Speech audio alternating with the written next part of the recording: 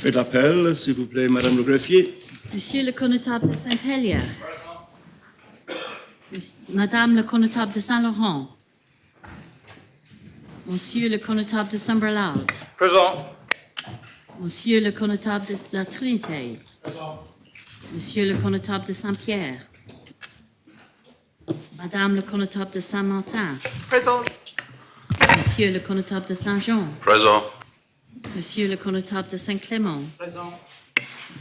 Monsieur le connétable de Grouville. Présent. Monsieur le connétable de Saint-Ouen. Présent. Monsieur le connétable de Saint-Marie. Présent. Monsieur le connétable de Saint-Sauveur. Présent. Monsieur le député Southern. Madame le député Labey. Présente. Monsieur le député Tadier. Présent. Monsieur le député Luce. Présent. Madame le député Dublé. Présente. Monsieur le député Morel. Madame le député Lehegara. Monsieur le député Ayer. Monsieur le député Ward. Présent. Madame le député Alves. Madame le député Gardner. Monsieur le député Gauss. Présent. Monsieur le député Farnham. Madame le député Moore. Présente. Monsieur le député Mezek. Monsieur le député Joseph. Monsieur le député Balash. Monsieur le député Coles. Madame le député Poré. Monsieur le député Wall. Présent. Madame le député Miles. Présente. Madame le député Scott. Présente. Monsieur le député Renouf. Madame le député Curtis. Présente. Madame le député Feltham. Présente. Madame le député Binet. Présente. Madame le député Jeune. Madame le député Miller. Présente. Madame le député Howell. Présente. Monsieur le député Binet. Monsieur le député Ferry. Présent. Madame le député Kovac. Présente. Monsieur le député Curtis. Madame le député Ward. Présente. Madame le député Wilson. Madame le député Stevenson. Présente. Monsieur le député Andrews. Monsieur le doyen.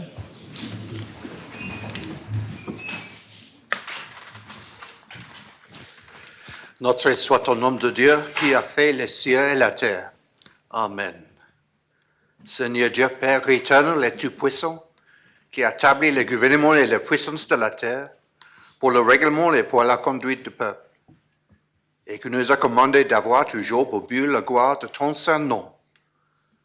Nous te prions qu'il te plaise de donner à cette assemblée le don de conseil et de prudence, d'unir les cœurs et les affections de tous ceux qui la composent, de les conduire tellement toi-même par ton Saint-Esprit que toute leur délibération est accompagnée de ta bénédiction.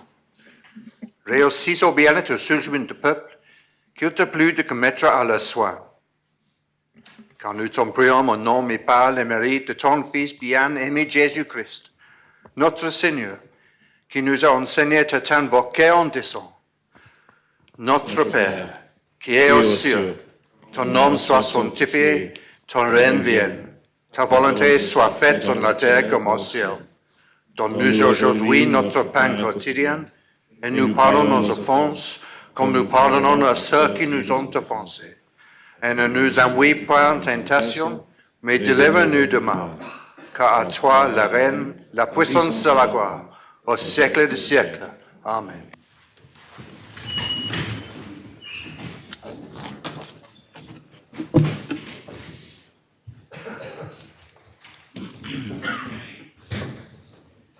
Madame le connétable de Saint-Laurent. Monsieur le connétable de Saint-Laurent est malade. Vous jurez que Madame le connétable de Saint-Laurent est tellement indisposée qu'elle ne peut pas assister aux états sans exposer sa santé.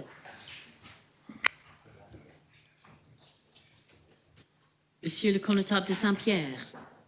Sir, the Connétable of St Peter is out of the island at a CPA conference in the Isle of Man. I ask that he be marked as excusé on state's business, sir. Yes, state's business. Monsieur le Deputy Southern. Présent. Monsieur le Deputy Morel. Présent. Madame le Deputy Alves. Présente. Monsieur le Deputy Farnham. Présent. Monsieur le Deputy Joseph. Monsieur le Deputy Balash. Yes, Deputy Balash is at the same CPA conference in the Isle of Man. Asked he be marked as excused on state's business. State's business. Madame le Deputy Porret.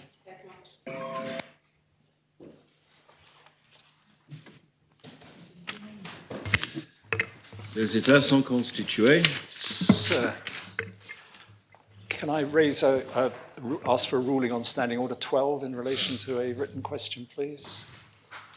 Written question 139. Yes, we Specifically regarding would Part normally 8. do that after we've welcomed the Lieutenant Governor. I do to the beg your chamber pardon. this morning, not in the slightest. Members will join with me in welcoming His Excellency to the chamber this morning. Yes, Deputy General, which is the question? It's question 139. I apologise No, not for at all. that. Jumping in too quickly. It's particularly in regard to Part A. I've sent details to the greffier who can perhaps forward them on, but it relates to a point that was made about an appendix that was referred to that contained information, and as far as I can see, it doesn't contain the relevant information. Well, in which case, I will review that over the lunch hour and make a ruling as soon as I can.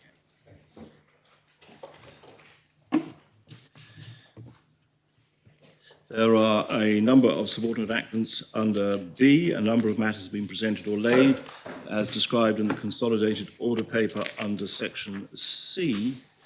Under section D,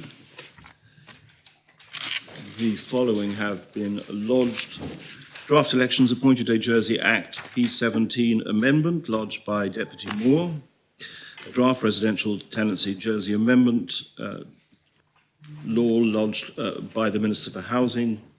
Organ Donation Memorial P25 lodged by Deputy Stevenson. And Increase in Assets and Savings Threshold of the Affordable Housing Gateway lodged by Deputy Ward P26. Answers to written questions have been tabled, and we come therefore to oral questions. And the first oral question, Deputy Reniff will ask the Ministry of Treasury and Resources. Deputy. Thank you, sir.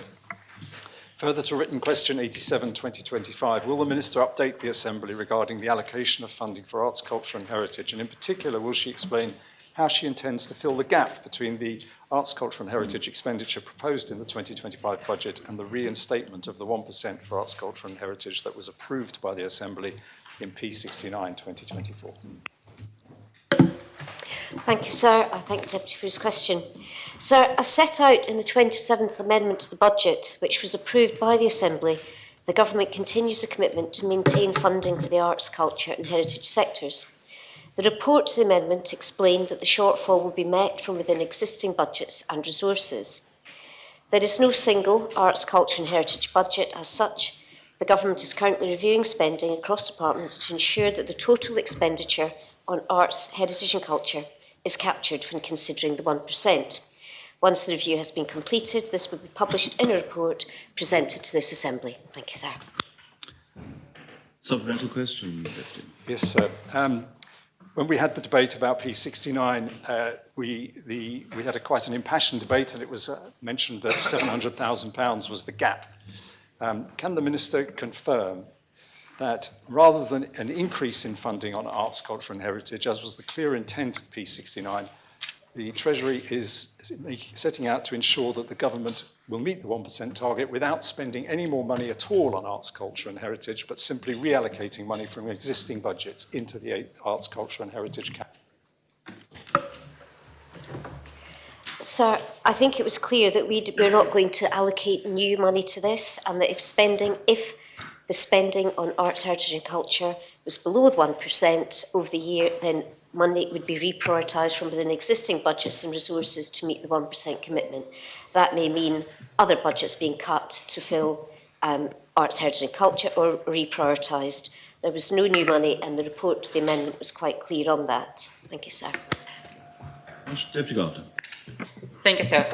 Would the Minister explain why she didn't state it clearly that any spending that was for 3 years since the states adopted 1% of spending, actually 3 years, 5 years, since the states adopted 1% on culture, that anything existing in the budget would be cut and moved to meet 1% instead of. So if I could clarify, the budgets classified as arts, culture and heritage total 11.5 million in 2025, and the shortfall following the amendment is around 750,000, which will take total spending to 12.3 million, which is the 1%. The 11.5 million consists of 10.6 million of arts, culture and heritage grants. There's 0.6 million for the teaching of Sherrier, and 0.3 million has been allocated for the Liberation 80 celebrations, which are being organised by the Bailiffs' Chambers. There are other sums of money within arts, heritage and culture spending that is not within that budget. We don't have a specific definition of arts, culture and heritage, and in our review we'll be looking at all spending across government to make sure that the 1% is being met. Thank you, sir. Supplemental, yes? Yes, please. Has the Minister gained the agreement of the Minister for Economic Development for this manoeuvre? So the Minister for Economic Development and I had a meeting last week to discuss the progress of the review of the report of the review thus far. I think there is no question that we spend vastly more than 1%. If you take a wide view of arts, culture and heritage, this government spends vastly more than 1% on it, but we are sticking within. We will meet the 1%, and a report will be presented to the Assembly in the second quarter of this year. Thank you. Deputy Aye. Thank you, sir. Yes, the Minister mentioned the allocation of 12.3 million, and now as I understand it, the Department for the Economy receives 10.5 million. What oversight does the Minister have over that money that's allocated to the economy? Should he make a determination about where it's spent? Thank you, sir.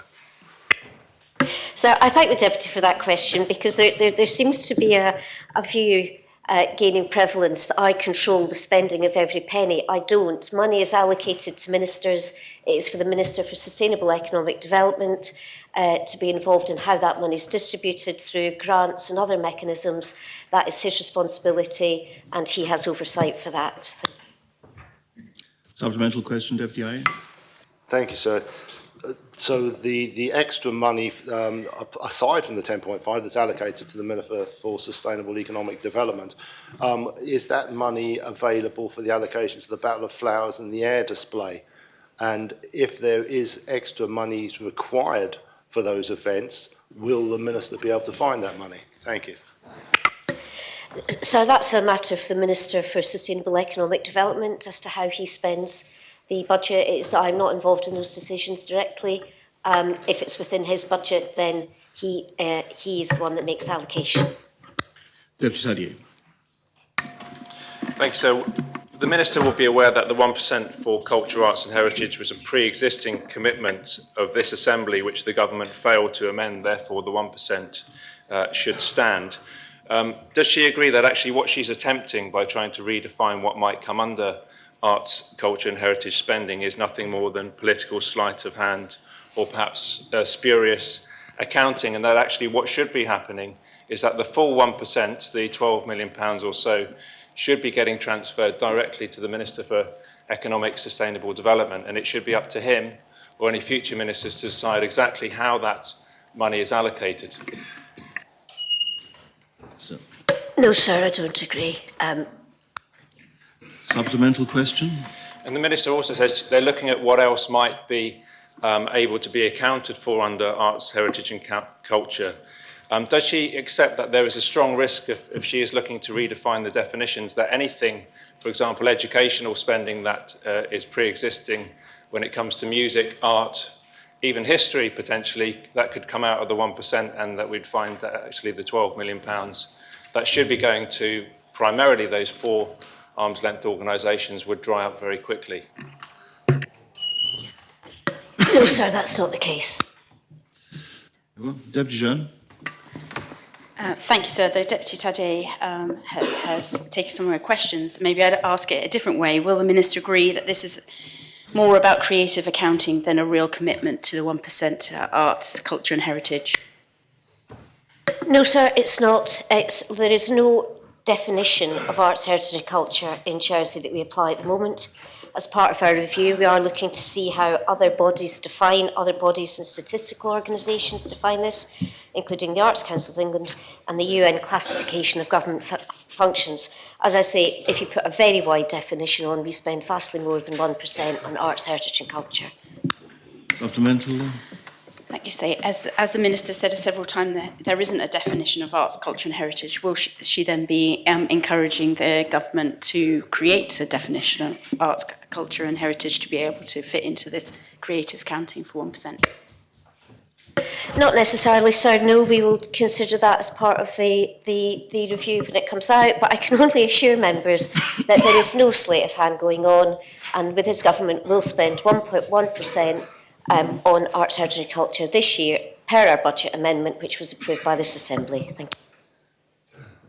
Final supplementary, Deputy Renouf. Yes, sir. This looks very much, I think, to most members like a question of bad losers. The government lost a debate on this. They have now, somewhat cynically, I think, turned to a piece of accounting sleight of hand. And if we recall what the Minister said at the time of the debate, she said this money will have to be found from somewhere among the departments, or we will have to consider increasing duties. You know, it was not mentioned that we could potentially reallocate money that was already being spent. There does have to be a question. That's rather a speech at the moment. Will she accept that this is a very bad look for the Assembly in terms of public confidence in Assembly decisions when they can be so easily disregarded? Sir, we're only just into the second quarter. There is no sleight of hand. The cynicism is not from within government. Government is committed to meeting arts, culture and heritage budgets, and it just seems to be our critics that are determined to find fault. Come to question 2. The Deputy War will ask of the same Minister. Deputy. Thank you, sir. Will the Minister advise what consideration, if any, was given to the provision of play facilities for teenagers, the lack of which was highlighted in the Jersey Youth Parliament Right to Play campaign prior to the significant investment of £1.5 million in a new soft play facility at the waterfront for younger children? And if no consideration... Sorry, sir, just holding here. If no consideration was given, will the Minister explain why not? Minister. Sir, just to go back to my previous remark, the play strategy does not sit with Treasury, so I'm slightly confused that this question has come to me. However, sir, the provision of play facilities for teenagers was and remains a key consideration in deciding to make the investment into new soft play facilities at the waterfront. The delivery of this new facility is a key step of the Regeneration Steering Group's plan to deliver a new all-weather leisure facility at Fort Regent. Members received a detailed briefing on the proposals for a regenerated Fort Regent yesterday. It's clear that facilities for the island's youth, including teenagers, are at the heart of these proposals. The move of the soft play facility is an essential enabling activity towards the fort's imminent closure, ensuring continuity of this important facility for the island's younger children, whilst also ensuring that the major investment into the island's leisure offer to the benefit of everyone, including teenagers, can happen as quickly as possible. Thank you, sir. Supplemental question, Deputy Ward. Yes, sir. I'm a bit more jammed tomorrow there in that answer. So we have an Esplanade site, a gas place site, perfect for meanwhile use, which have remained unused for years. Why is it that instead of providing appropriate facilities in a timely fashion ahead of various closures, that there was provisions for teenagers as an afterthought rather than a strategic priority? Can the Minister explain to our teenagers why her department, so I'm saying her here, and I appreciate the Minister is unsure about answering this question, is so slow in providing adequate provision for the needs in a timely fashion? Sir, again, that is a question for another Minister. Thank you. Deputy Alex Curtis. Thank you, sir. Will the Minister explain the process she goes through, and in particular with the provision of the soft play with SOJDC, and how she worked with or gets briefed by SOJDC, just so so members understand how she was involved in the decision-making process. So again, I am not responsible for how other ministers meet their objectives. However, I meet with the board or the executive team and some of the non-executive directors of SOJDC and all the other state-owned entities quarterly. They update me on what they're working on, their plans. I'm not sure I specifically remember soft play coming up because it's a relatively minor thing to help the fort continue. But it seems to me entirely logical that we need a soft play facility, and moving it from the fort to another venue in town with adequate parking nearby makes complete sense. Supplemental question, please. Supplemental question, Deputy Curtin?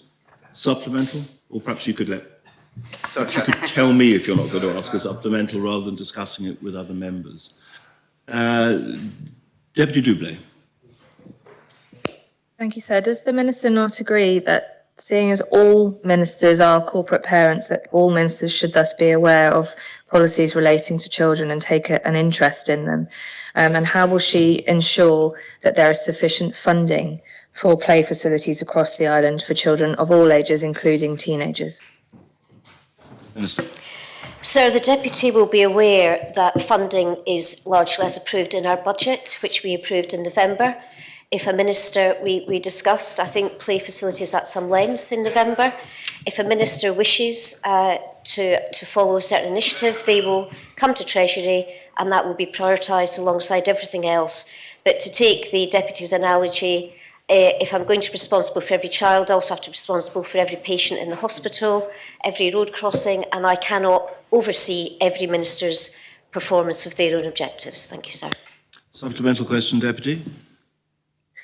I thank the Minister for her answer, and given the lack of suitable play facilities across the island, will the Minister thus support any bids in the next budget for improved play facilities? So that's a matter for the Assembly. Ministers have to come to Council of Ministers with proposals. Once they're approved at Council of Ministers, they will be part of our draft budget and they'll be debated in the normal way. Thank you, sir. Deputy Gardner. Thank you, sir. Would the Minister clarify to the Assembly if she is responsible for, if she's as a representative of the government, as a shareholder at the States of Jersey Development Company, she should ensure that the government policies and states' decisions are followed through? And if not, it's not her responsibility, which minister is responsible, that we'll know who to ask? Sir, I believe Fort Regent sits with the Minister for Infrastructure, and the decisions in regenerating Fort Regent and how we take the preparatory work to get Fort Regent vacated so that the work can be done quickly and efficiently sits with the Minister for Infrastructure primarily. It is not my job to oversee every single minister what they are doing. That is simply not feasible. But I think when the minister makes a proposal to SOJDC where it makes absolute sense, clearly if I thought they were doing something idiotic, I would question it. But I do not. I think it makes absolute sense to move soft play from Fort Regent to the waterfront so that that facility continues to exist for younger children. And I really struggle to see why it's quite so controversial. Thank you. Supplemental question, Deputy. Thank you, sir. There was a state's decision in Bridging Island plan that each developer should ensure there are play areas in the big residential development. The SOJDC presented plans that are lacking of facilities for play for teenagers. Is it Minister's responsibility to ensure that the Bridging Island plan policies will be incorporated in the SOJDC planning? Sir, I believe the SOJDC last consultation went down very well with the public. Anything they do will have to meet the Bridging Island plan, and I don't think I can say any more than that. Thank you, sir. The Connotab St Martin, then the final supplementary. No other questions. Connotab. Thank you, sir.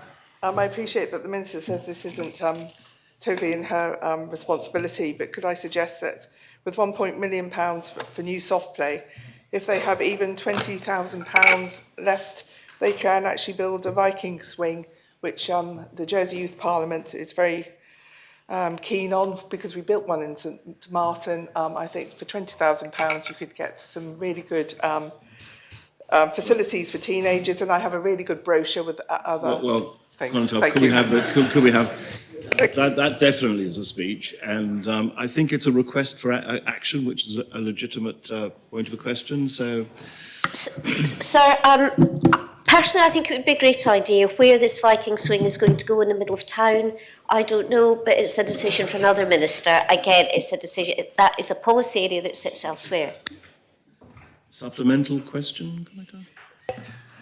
If they'd like help with finding somewhere to put the Viking swing, I'd like to help. Would she agree that that would be okay? Thanks. I'm sure the Minister will be delighted to have the benefit of your experience and expertise in play areas for older children. Thank you. Conscious as I am of the date,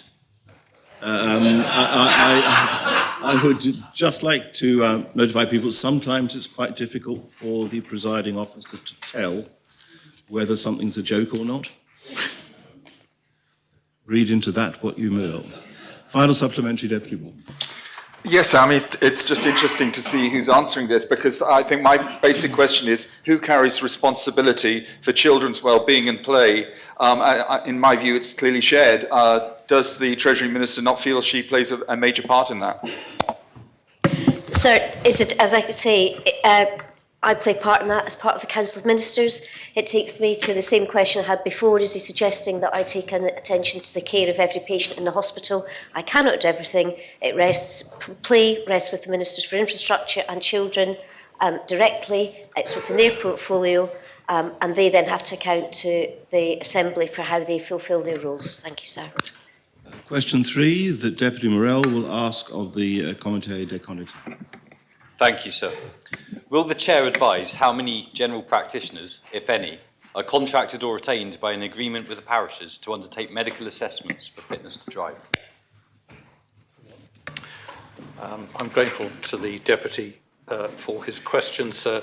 The simple answer is none. But notwithstanding that answer, sir, I'm happy to respond to any supplementaries he may have. Thank you, sir. A supplementary question? Thank you, sir. Would the Chair be able to advise the Assembly as to where responsibility for the fitness to drive process, for want of a better phrase, lies? Is it with the Comité des Comptes or is it elsewhere? So the responsibility lies with the constable of the respective parishes, and I have to say at this point, sir, it's an area which exercises constables quite regularly, and it's a difficult decision we have to make. The last thing we wish to do is to remove people's driving licenses, but we have to be cognizant of safety on the roads, and we take a professional advice from medical practitioners to guide us in making that decision. Thank you, sir. Very much, sir. Deputy Jean. Thank you, sir. I didn't know about this, so thank you to the Minister for raising this. And so my question to the Connotab is, how do the Connotabs know that they need to assess somebody?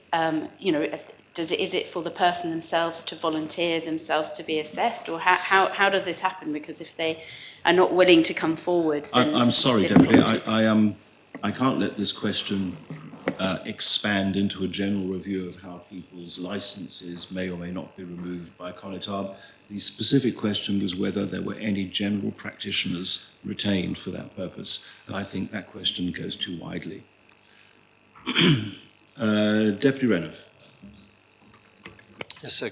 Could the Chair of the Committee confirm that although there are no members, GPs contracted to work for the parishes, do the parish constables, as a matter of course, consult with GPs or other relevant medical professionals when assessing fitness to drive?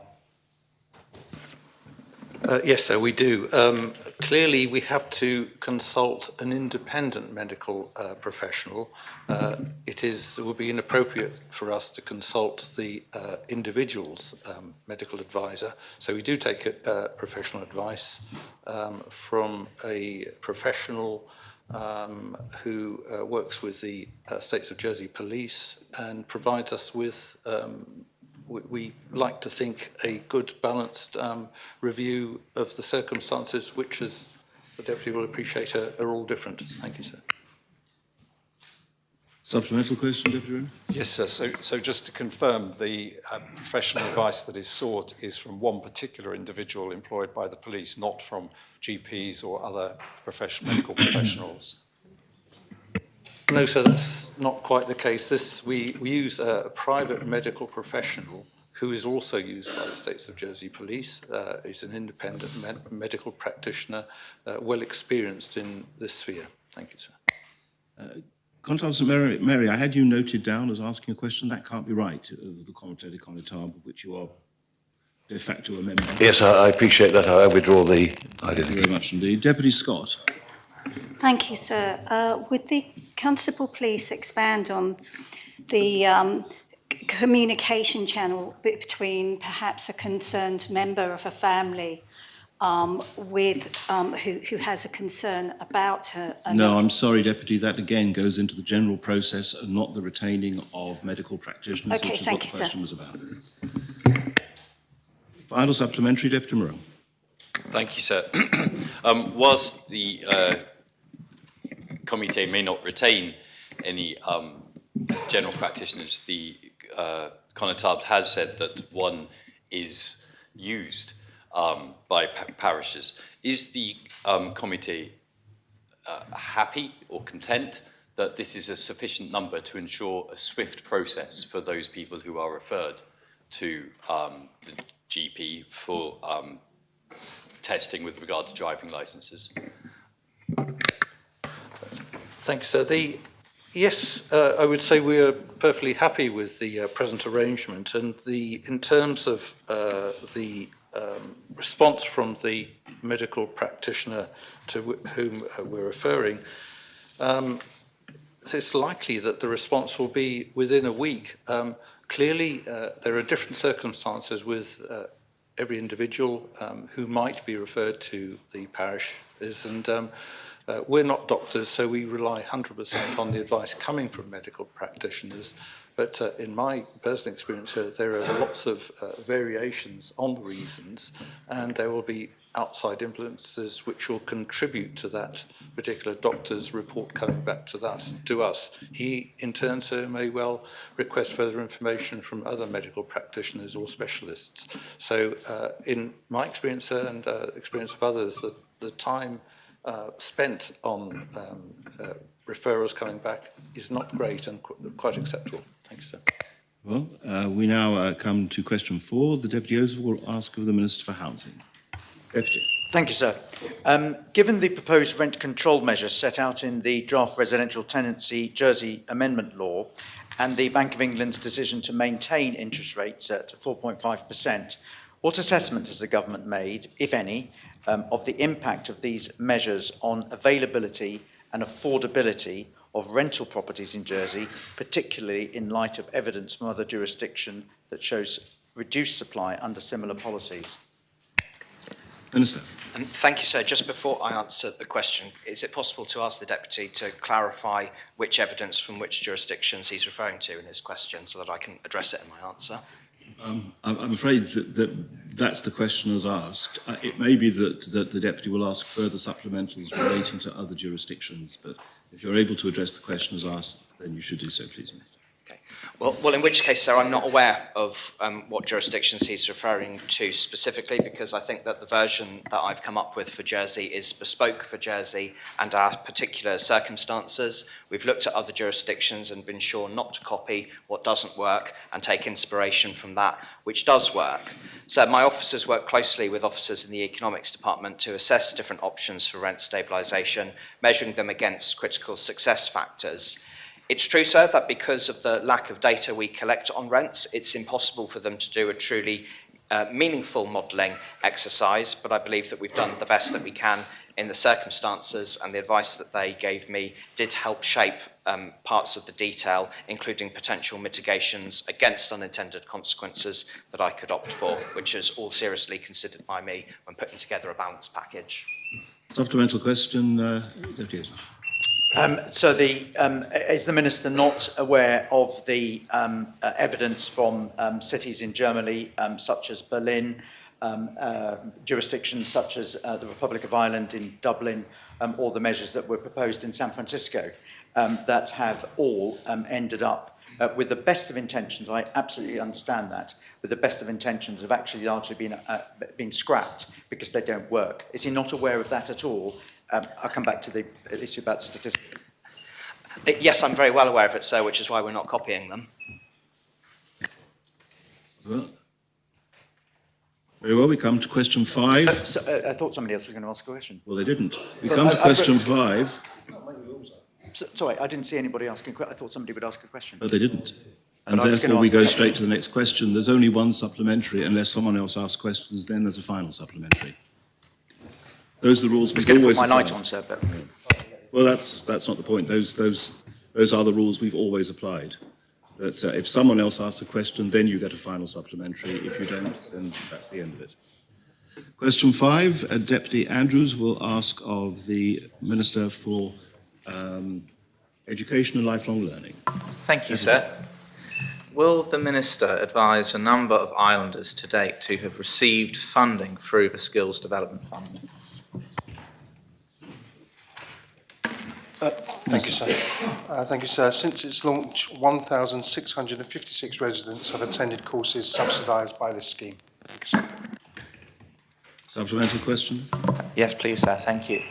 I want to ask the Minister whether he will potentially look to expand the scope of the Skills Development Fund, and if so, will that happen before this term of office? Thank you, sir. Thank you, sir. One has to remember that grants are paid to training providers, not directly to residents, as the question suggested, but we dealt with that. So the Skills Development Fund was reviewed in January 2025, and our recommendation is to use the funds more proactively by identifying priority skills gaps and tendering publicly for training to close them. So to put that simply, yes, we are trying to improve its application to make it more proactive. I think the way that funds are allocated as well, and some very good work has gone on behind the scenes in identifying skills gaps from Skills Jersey. We've worked with businesses who I thank for their input. So yes, I think we can be more proactive with that scheme. Thank you, sir. Deputy Tadier. Would the Minister clarify that he is committed to apprenticeships and the ethos that lies behind the Skills Development Fund, and maybe outline what some of his commitments are to making sure that apprenticeships and skills for young people and indeed for the working population are fit for the future? Yes, thank you, sir. Yes, absolutely. And I do thank the Deputy for the question. Apprenticeships has become a term that seems to encompass absolutely everything. So work is being undertaken on working with as to what apprenticeships will mean for the island. I personally think there needs to be a statutory provision of apprenticeships, but that has to be done correctly, it has to be done effectively and in a sustainable way. The other part of the question, is there a commitment? Yes, there is. So I could give the Deputy, I could read a list of the things that are going on, but you'd have to stop me by the time I got to the end, but I'm happy to provide the Deputy with that. And if members are interested, perhaps we can do some sort of presentation on the skills gap analysis that's been undertaken, because I think it's given us much more directive and, what's the word I'm looking for, sort of enriched information on the way in which we apply both this fund, and remember, it's not just this fund that deals with apprenticeships, there are other things that go on day to day and have been going on for years and years. So. Supplemental question, Deputy Tadier? I don't think I answered this question. Deputy Gardner? Thank you. Would the Minister specify 5 top gaps that were funded from the skill funds last year, this year? Yeah, thank you, sir. 5 examples are low carbon heating system design and installation, general roofing insulation, solar panels and photovoltaic systems, wall and loft insulation design and installation, yes that's correct, advanced fire detection and alarm qualification, grounds work, I think that's 5, but there are more. It's a very wide-ranging area, sir, but what we have to do, and this is the work that's going on, I think will make it more successful, is to really identify where those skills gaps are. So we're not putting money into areas. It's easy to put money into areas to identify, but then there aren't actually the number of jobs there that we thought there were. Perhaps there isn't the gap that there was. So we want to try and target that money as well as possible. It may not be perfect, sir. Sometimes we might target something, and there is a very changing world of work, as the Deputy knows, sir. So, but those are the top 5. Well, not top 5, but 5 of them. Supplemental question? Yes, thank you. And what was the maximum amount allocated per apprentice, per trainer from the skills fund? So again, this is money that goes towards the provider of the training, so it's difficult to allocate that. The maximum per apprentice from this is very difficult. I don't have that information in front of me. So for example, there was £69,503 in 2024 went towards digital upskilling courses. So if you divide that by the number of students, I suppose, but this money in the apprenticeship through the Skills Development Fund goes towards training courses and skilling up, not towards individuals. I think the question itself was slightly misleading. It's not criticism, it's an observation. But this is a general fund. It's not as if we fund per student with it. Thank you, sir. Final supplementary, Deputy Andrews. No? Very well, we come to question 6. The Deputy Tadier will ask the Minister for Treasury and Resources. Deputy. Thank you, sir. Will the Minister advise what powers she has, if any, to set or cap prices and charges for Jersey electricity, and advise in what circumstances she would consider exercising such powers? Minister. Thank you, sir. I thank the Deputy for his question. Sir, as a shareholder representative, I have no direct powers to set or cap the tariffs charged by Jersey Electricity. Energy prices are affected by international markets and are subject to global geopolitical factors which are entirely outside our control. Additionally, because JE is a listed company, the States of Jersey, as the majority shareholder, entered into a shareholder relationship agreement in accordance with UK listing rules. This agreement prevents the States from using its position to influence or control JE in a way that may disadvantage minority shareholders. Any attempt to impose tariffs that negatively affect the company's financial performance could arguably breach both the shareholder agreement and UK listing rules. Prices in Jersey, as you'll have seen this morning from the news about increases in the UK, are significantly lower than in the UK and Jersey. Based on independent benchmarking, Jersey's electricity prices are currently 30% lower than both the UK and Guernsey for domestic customers consuming comparable amounts of energy. Thank you, sir. Supplemental question, Deputy. So just to give very brief context, we've seen electricity prices go up by 19.5% in the last 2 years, the same with gas, and I believe that constituents throughout the island are feeling the pinch in many cases. Would the Minister confirm whether the Jersey Electricity Law 1937 is still in power, and if so, that Article 22 of that law actually says that where it appears to the states to be necessary to do so in the public interest, the states may by regulation determine the tariffs to be made by the company in respect of electricity. Is that something which is taken into consideration given the soaring cost of living and the initial answer that the Minister gave?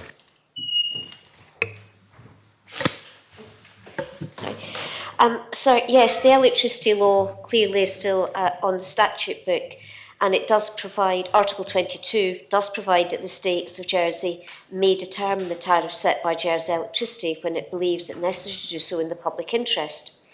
That said, Article 22.2 requires the States to have regard to several relevant factors which could mean that tariff reductions are not possible. One such factor is need for further capital expenditure, and as publicly announced, JE is undertaking a significant capital investment programme to improve network resilience and support the government's carbon neutral objectives. Sir, I believe Article 22 was tested some 15 years ago when a proposition was lodged to intervene in electricity prices following a 24% increase in tariffs. I don't know what period that increase took effect. As a result, an independent review was conducted which found that JE was fully justified in its pricing at the time. Had JE not been justified, tariffs would have been reduced under Article 22. However, I would also remind members that the interests of the minority shareholders cannot be ignored, and again that our pricing in Jersey is considerably less than it is in both the UK and Guernsey. Thank you. Deputy Renouf. Yes, sir. The Minister's answers suggest to me that there seems to be a little dissonance between the position she has regarding the shareholder responsibility and the law. Could she clarify that there is actually a legal power does exist in principle to control prices of Jersey electricity, regardless of the agreements that she's spoken about in regard of shareholder interests? No, sir, I don't agree that there's any dissonance. The position of a shareholder is very different from the position of this Assembly. And as I've said, a majority shareholder by law in any company, regardless of a listed one, cannot behave in a way that is unfairly prejudicial to the rights of the minority. I'm sorry, I'm beginning to get into the AG's territory. The electricity law goes back to 1937, probably predates the listing, and it does give this Assembly powers to seek to control tariffs. However, I think those powers would have to be exercised very, very cautiously. And although prices have increased in Jersey, they have not increased anything. They have not increased nearly as much as increases in the UK and Guernsey. Jersey electricity have a very stable and low pricing, and this has protected us from the extreme market volatility and the rising costs in Europe. And I think we should be grateful to them for that. Thank you, sir. Supplemental question, Deputy? Yes, so the original question asked under what circumstances she would consider exercising such powers. Can she advise what those circumstances would be? Sir, I'm not sure if the Deputy means my powers as shareholder, because I have none as shareholder, so there are no circumstances in which I can. I think whether the Assembly, it's a matter for the Assembly what circumstances they consider in which someone would wish to bring a proposition. However, I believe the states must have regard to a number of factors, and I would suggest it's a very difficult thing.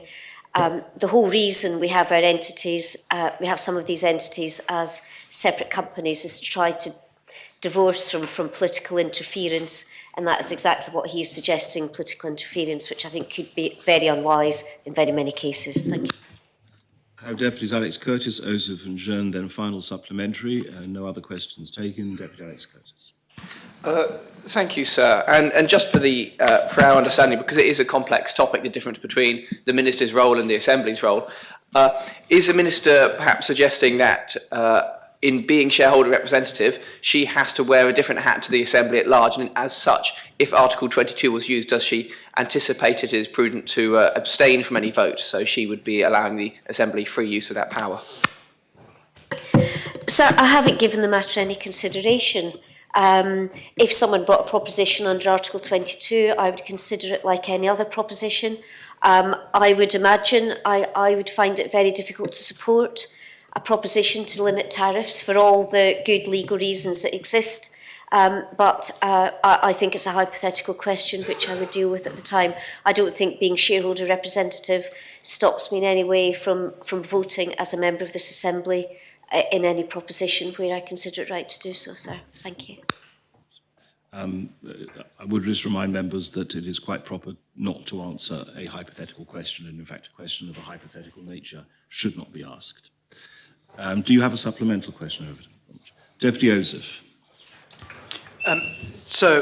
Would the Minister agree that, given, as she explained, albeit the increase in electricity prices recently, that the fact that Jersey electricity prices are so much lower than that, even taking out GST and VAT and all the rest of it, would the Minister not agree that energy and ministerial time, should be directed at those energy costs which are going much higher than that of the anywhere comparable else, rather than electricity.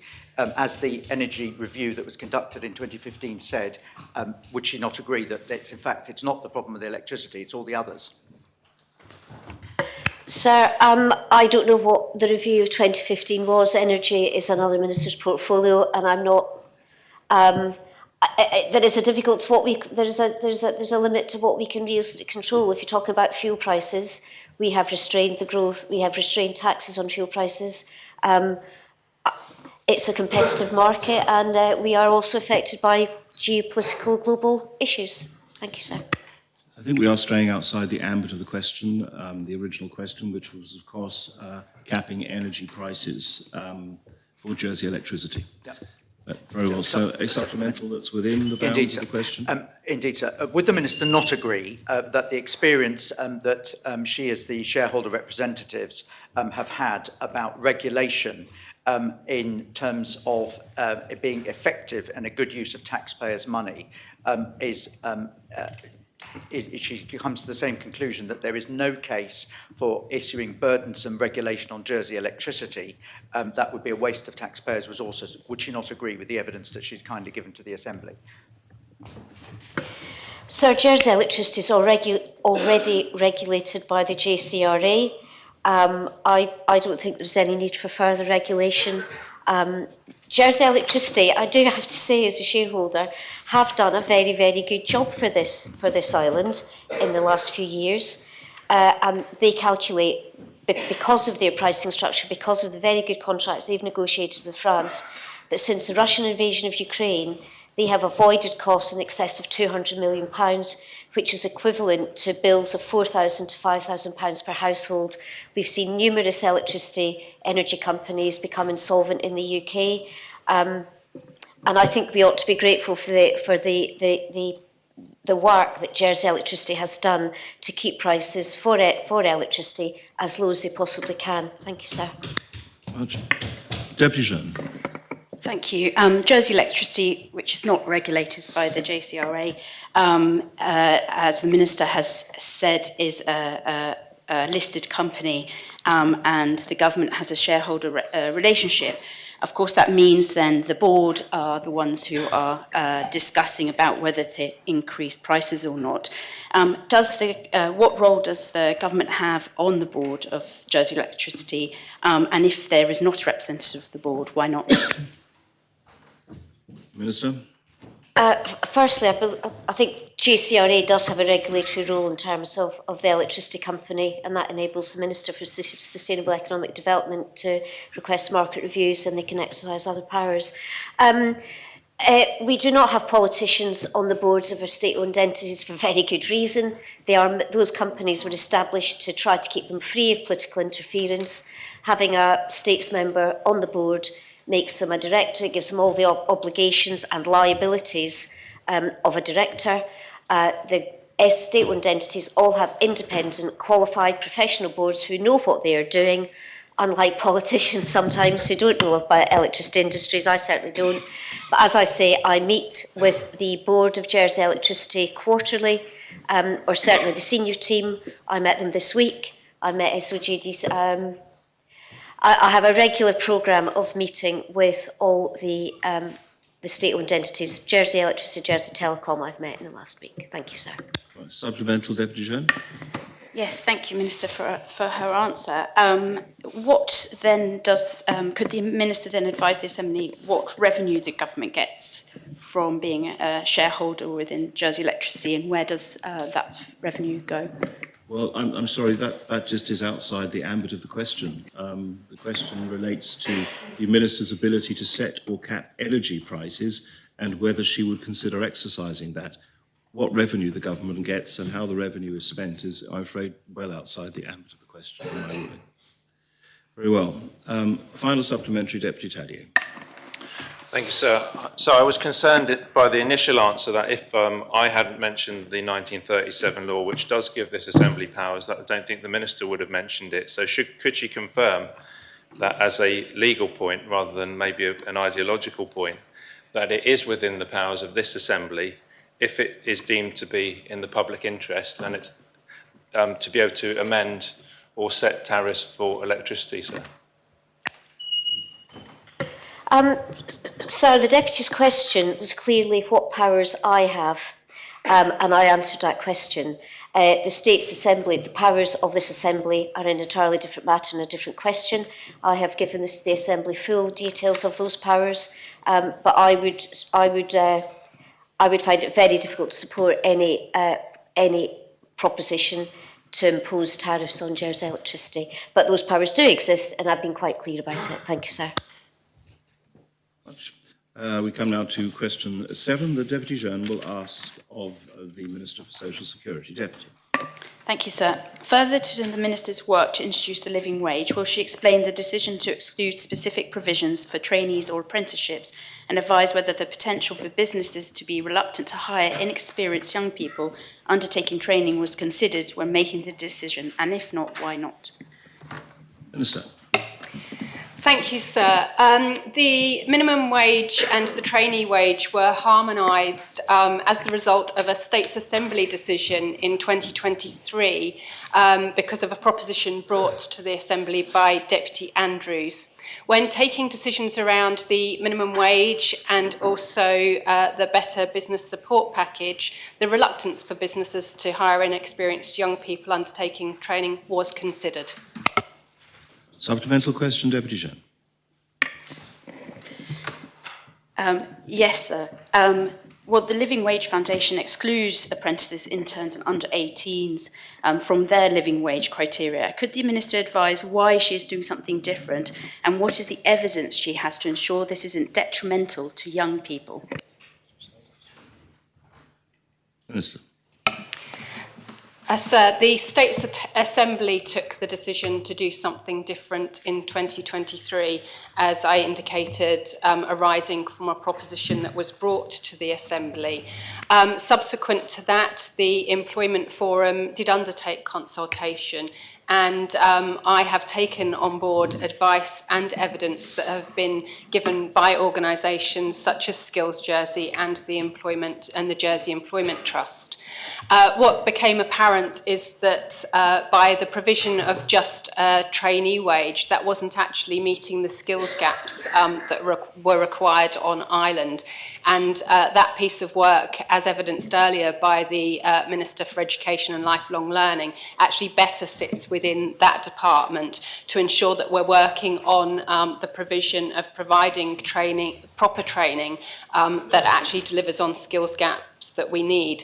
It should not be the purpose of a trainee wage to ensure that businesses can access cheap labour, and as it was set previously, that was indeed a risk. Deputy Renouf.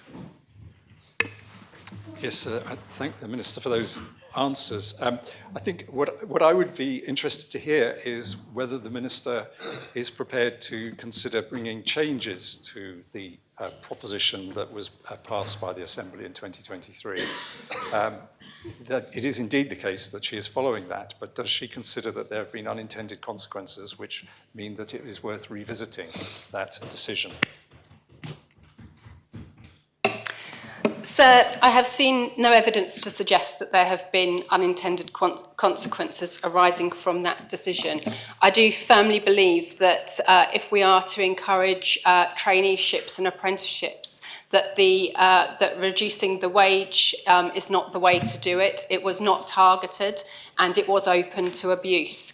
We are much better providing targeted incentives for employers for proper training and apprenticeships. We are, of course, providing a payment of £2,000 per apprentice per year to support employers through the Better Business Support Package. And as the Minister for Education and Lifelong Learning indicated earlier, there is a lot of work being undertaken by his department and Skills Jersey to ensure that traineeships are available. Supplemental question, Deputy. Yes, I accept that this is a very delicate balance, but there does seem to be a considerable pushback on the question of particularly of young people working in holiday jobs being caught up in this, and I wonder whether the Minister has considered that area as one that where there could be some flexibility. Sir, you mentioned what day it was earlier. It didn't take me long to get reminded this morning when I opened up the JEP, because they seem to have surpassed themselves today with their April Fool's joke, and unfortunately perhaps the Deputy has fallen for it. It is not the purpose of a trainee wage to enable young people to be employed for less money. And I do have to correct some inaccuracies in today's paper. 14 and 15-year-olds are not subject to the minimum wage. The employment law quite clearly states that the minimum wage starts after school leaving age at the age of 16. Also, it is not within the employment legislation that people have to be paid double time on bank holidays. It was never the intention of the trainee rate to be used to supply businesses with cheap young labour. I want to make that absolutely clear. So no, I am not concerned around young people and their ability to get holiday work. That was never the intention of the trainee work, and everybody deserves an equal day's pay for an equal day's work. Deputy Joseph. So whilst it's perhaps unfortunate that it's the 1st of April, this is no joke. And whilst the Minister says that she has taken soundings from the Employment Forum and other places, and in response to the earlier question that she doesn't think there's anything to do, now that actually we're seeing the first step up into the medium, two-thirds median, will she be committing to keeping a very close eye on the labour market? Because what people thought might happen might not actually be the case when it's actually going to happen, and would she agree that it's going to be the evidence of her policies that is going to be important, and she needs to review what's going on backwards from 3 months and then 6 months, not just what in theory could happen? Yes, of course I will be keeping an extremely close eye on the labour market. That's my job. Supplemental question, Deputy Joseph. She says it's her job, sir, and I agree, but it's all ministers' jobs. Is she not aware of the concern that this question arises, that there is a real concern about the implications about businesses and other business in various different sectors about the government's policy on the living wage? And does she have no worries about the concerns of businesses being unable to get labour?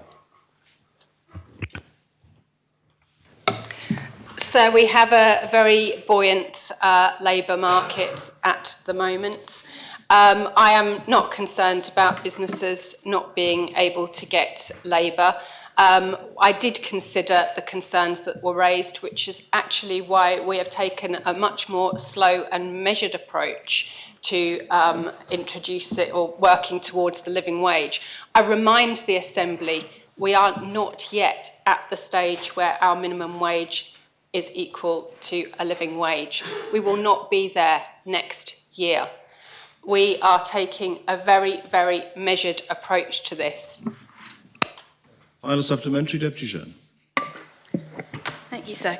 Could the Minister commit to reviewing the impact of the living wage on apprenticeships, trainees and especially under 18-year-olds after implementation, and if necessary, adjusting the policies to support businesses and young people if it does negatively affect them? Thank you, sir. As I said previously, I believe that that is firmly an area that sits within the remit of the Minister for Education and Lifelong Learning. If the Minister for Education and Lifelong Learning comes to me with advice that I need to take action as Minister for Social Security to support traineeships and apprenticeships, then I will indeed take that advice. Well, we come to question 8. The Deputy Doublé will ask of the Minister for Education and Lifelong Learning. Deputy. Thank you, sir. Will the Minister advise what actions, if any, he intends to take in schools following the recently published statistics in the Jersey Children and Young People Survey Report 2024 relating to the engagement by young people in bullying behaviour, including but not limited to using mobile phones, tablets, online gaming and social media, and if none, why not? Yes. Thank you, sir, and I thank the Deputy for her question. So I'm mindful that the report was published last week. The findings of this survey provide valuable data, and as such we need time to properly consider and review the report. Stats Jersey will present key findings from the survey at the next meeting of the Children's Outcome Executive Committee on the 16th of April, and this will enable wider ministerial review, which is an issue, because it's an issue that extends beyond education. I will, though, sir, I'd like to make some points regards use of mobile phones, because I have looked very carefully at what's actually happening there. And if I may, sir, I'll try not to go over the minute, but there are some information. Well, I'll do my best. The normal is 1 minute 30 seconds is the test. So you have a put the stopwatch on, sir, and I'll make it. I promise. So in primary schools, no primary schools allow phones in schools. If children are given a phone by their parents, usually in year 6, because they're walking to school and back, it is given in at the office or to the school teacher. So we do not see mobile phones in our primary schools. In secondary schools, Hope Valley, La Passerelle Secondary, La Rockia School and La Keneve have a rule where the phone must be in the bag or locker all day, and if it is seen, it is confiscated. On the first confiscation, it goes to the office and returned. Second confiscation, parents have to come in to get the phone. Grainville only allow use at scheduled break times in a permitted area. I believe that's also under review. Victoria College, Year 11 cannot use at any time. It must be switched off and out of sight. Year 11 and 12, who are 16, 17 and 18-year-olds, are allowed to use their phones in the sixth form area for educational purposes. Jersey College for girls are allowed phones at scheduled break times and lunch times, but for Year 7, parents must request permission by completing a form to ensure that all apps are age appropriate and uses must adhere to the sectoral use policies across schools. I am going to have to ask you to finish your answer. Okay. I just want to give an overview, sir, of what's actually happening in schools and how we're extending that in terms of mobile phones. Thank you. Supplemental question, Deputy. I thank the Minister for his answer, and it's clear that there is a lot going on in schools. One of the statistics was that 6 in 10 the Year 6 children believed the school took bullying seriously, but that decreased as the children went into secondary school. Would the Minister commit to, once he has done the reflection on this data that he mentions is coming soon, would he commit to considering what additional resources or programmes or training might be needed to go into schools, similar to what the UK government invested a few years ago in anti-bullying campaigns, and whether we need this in Jersey, given the voices of young people in this survey have showed that it is a significant problem to them? Thank you. Yes, sir. I think ongoing training in schools is vital in terms of bullying, and it is an issue that is taken very seriously. And it's an issue that is very serious. There is a slight decrease, so in fact I'm not even going to mention that because we don't want to be complacent in any way, so I do agree with the Deputy. I think, sir, there was also some work to be done around social media, and I know the question mentioned social media. I think we need a bespoke policy for Jersey in terms of social media. I would point people to Common Sense Media, which is a really good resource online, and it suggests to parents some of the recommended ages for example, Snapchat should be above 16 years of age, Instagram should be above 15, and TikTok above 15. This is good, sound advice from people who are looking at internet use.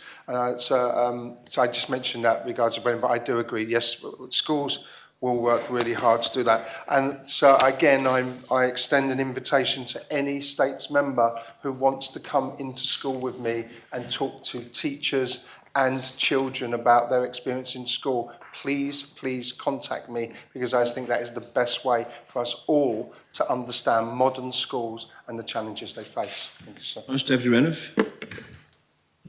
Yes, sir. I thank the Minister for those answers.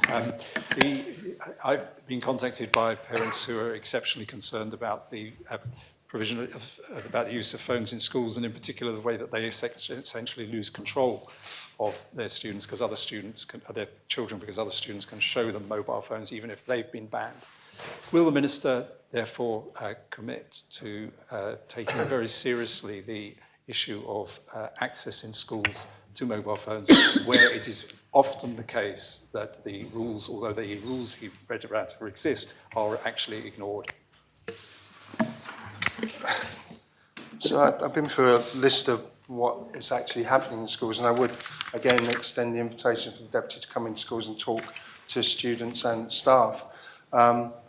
We have a lot of rules in society so that may not be obeyed, and then they have to be dealt with. Schools are on the front line of mobile phone use. To some extent, they've been asked to put the genie back into the bottle, and they have taken a very measured but controlled approach to doing this with the rules that they have. And I can't see a single school on our island that allows unfettered access to mobile phones during the day. I would suggest, sir, that the advice is that parents know the rules of the school. Please support the school in those rules, and that's the way forward. Other than that, I don't want to see children scanned and searched every day on the way into school. I don't think that's a feasible approach. But so I think the increasing awareness will help us to control this more and more as we go forward. Supplemental, Deputy? Yes, sir. I have children at two schools, and both of them report to me that those rules on mobile phone use are completely ignored. So I do think that it would help if there was leadership from the centre, and that's why I repeat the question really, which is, will the Minister commit to showing leadership in this area and in taking very seriously the concerns that are raised by parents? Thank you, sir. So absolutely, in terms of leadership from the front, we absolutely support schools in the policies that they have to put forward every day.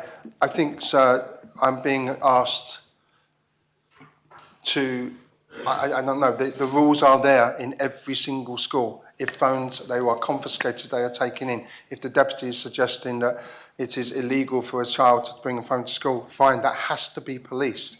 We will be here in 6 months' time with people saying that's not being adhered to. I get that. But the schools are working incredibly hard with support from myself centrally, and I absolutely support the policies that they're putting forward to not have mobile phones in the classrooms and to stop the uses around school. I don't know what more schools can do apart from, I mean, centrally I can say, yes, I would advise parents not to send their child to school with a mobile phone. That would be what I would say to parents. But if they want to send their child because they're walking home and they feel that they're not safe walking home, there is a difficulty there. But schools at the moment, as I have listed, do not allow mobile phones to be used, and they are confiscated when seen. If there is an issue with any particular school, I'd strongly suggest the head is contacted of that school and go into the school and to talk about it, and they can re-establish their rules if that's what's happening. Again, Minister, I must ask you to stop your answer. Very much. I have seen the lights of Deputy Jeune, those of Tadier and Wilson, and then the final supplementary, Deputy Dublé. I won't take any more questions. Deputy Jeune. Thank you, sir. And I strongly suggest to all States members to watch Netflix Adolescence. That highlights the devastating effect of cyberbullying on young people's mental health. This really does have to be a question, Deputy. So we're running out of time. The Minister, what services, support services are there to help teachers spot the effects of online harassment in schools, because they spend most of their time with children in the daytime, and how can they support children with online harassment and cyberbullying? Yeah, thank you, sir. So training is undergone repeatedly with staff in terms of safeguarding, and that part of safeguarding is to identify online harassment. I will say, sir, that I've watched that Pro series just to mention it because it is about mobile phones. And I will say that the school that is in the second episode, there is not a school on the island that will give unfettered access to mobile phones as that school is portrayed. And if that is happening in schools, then there is an issue because they're not following their own rules. And that is something that has to be acted on, and I would support that. But yes, there is online safeguarding training. But schools also identify more than just online harassment. They identify all sorts of issues regarding safeguarding and the well-being of children every single day, sir. Supplemental question, Deputy Chair. Deputy Joseph. So is the Minister says that there are bans, and if I didn't hear everything in the answer, there are effectively policies for all schools. Is he unaware of one school that is an outlier in their mobile phone use? In terms, could the Deputy name? I'm afraid even I didn't understand that question. The Minister said he's aware that there's bans in all schools. I'm particularly asking about the Jersey College for Girls, of which I've received a number of representations from parents, which is the outlier. And if he is unaware of it, does he not think he needs to be aware of it? Because there is a very significant amount of, I should declare an interest, I have a goddaughter there, sir, but it's not my own child, and it's, but I hear from a lot of schools, I know the issue is very difficult for the Minister. However, sir, is he unaware of the outlying situation and the real concern of parents of Jersey College for Girls about their children's and their girls' safety? Yeah, thank you, sir. Jersey College for Girls do allow break times and lunch times. Year 7 now have to request permission by completing a form to ensure all apps are age appropriate, and the uses must adhere to acceptable usage policy. So they do have a policy. If there is a concern with parents, and I'll invite the Deputy to come in and speak to the head with me, or I'll go in and speak to them, that would be a very good thing to do. Yes, in terms of an outlier, yes it is compared to the 11-16 schools and much of the others.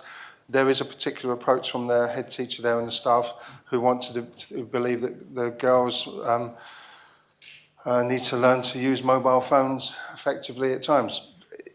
It is a state's assisted school, so it receives a grant and has more autonomy, I suppose, than some schools. I think it would be a good idea for the deputy to come in and speak to the head teacher, and if there are other deputies who seem to be supporting that approach, to come with us and let's have a meeting with the head teacher so that we know exactly what's going on. I have had contact with parents. Again, I would say to parents, don't send your child with a mobile phone.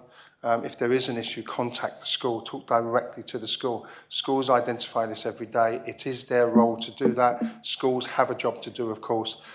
So the parents and working together is the best way to solve those problems. But yes, I'm sure the head teacher will be happy to speak to the deputy.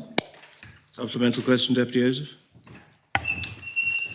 Does the Minister not understand that it's not the issue of the parents themselves, responsible parents, allowing a non-smartphone phone? You can have a phone which is not enabled, smart enabled, for all the safety reasons. Is he not aware that it is the other students in the classroom that are showing the girls, in this case, horrendous pornography and other beheadings and other things like this, that is the concern? It's not the parents that are being seemingly responsible, it is the ones that have decided that they should be allowing their girls in order to develop learning with smartphones, and it's actually damaging them, and I'm most concerned about it. Is he not?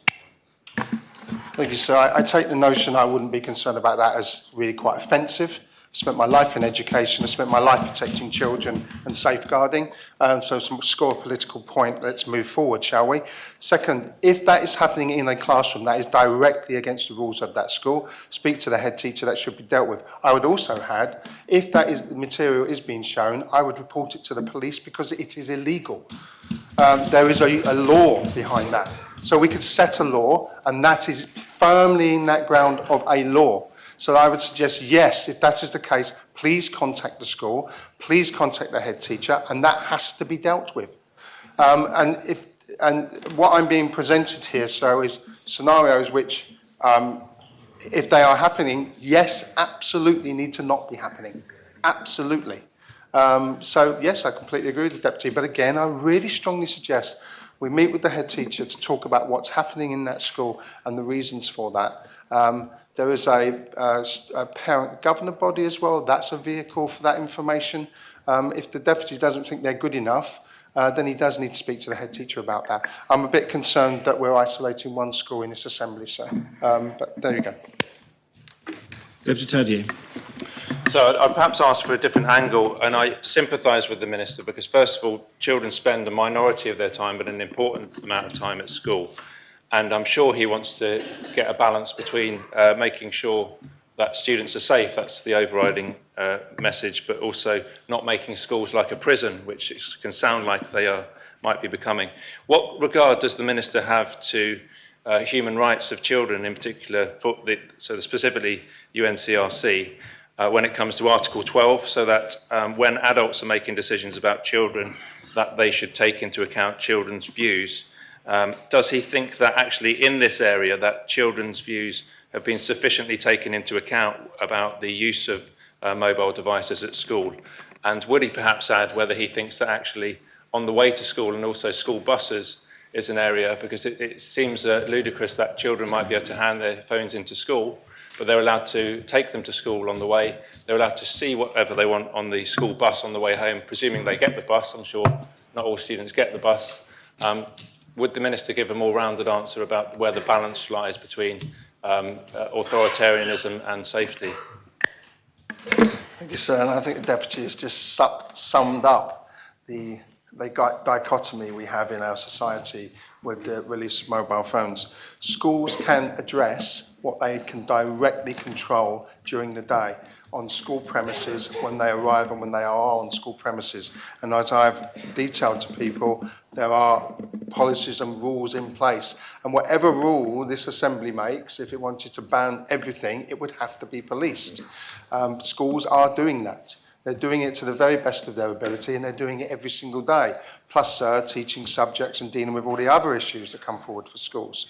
In terms of school buses, I don't think we can ask the bus driver to supervise 25 children as to whether they have their phones on the bus.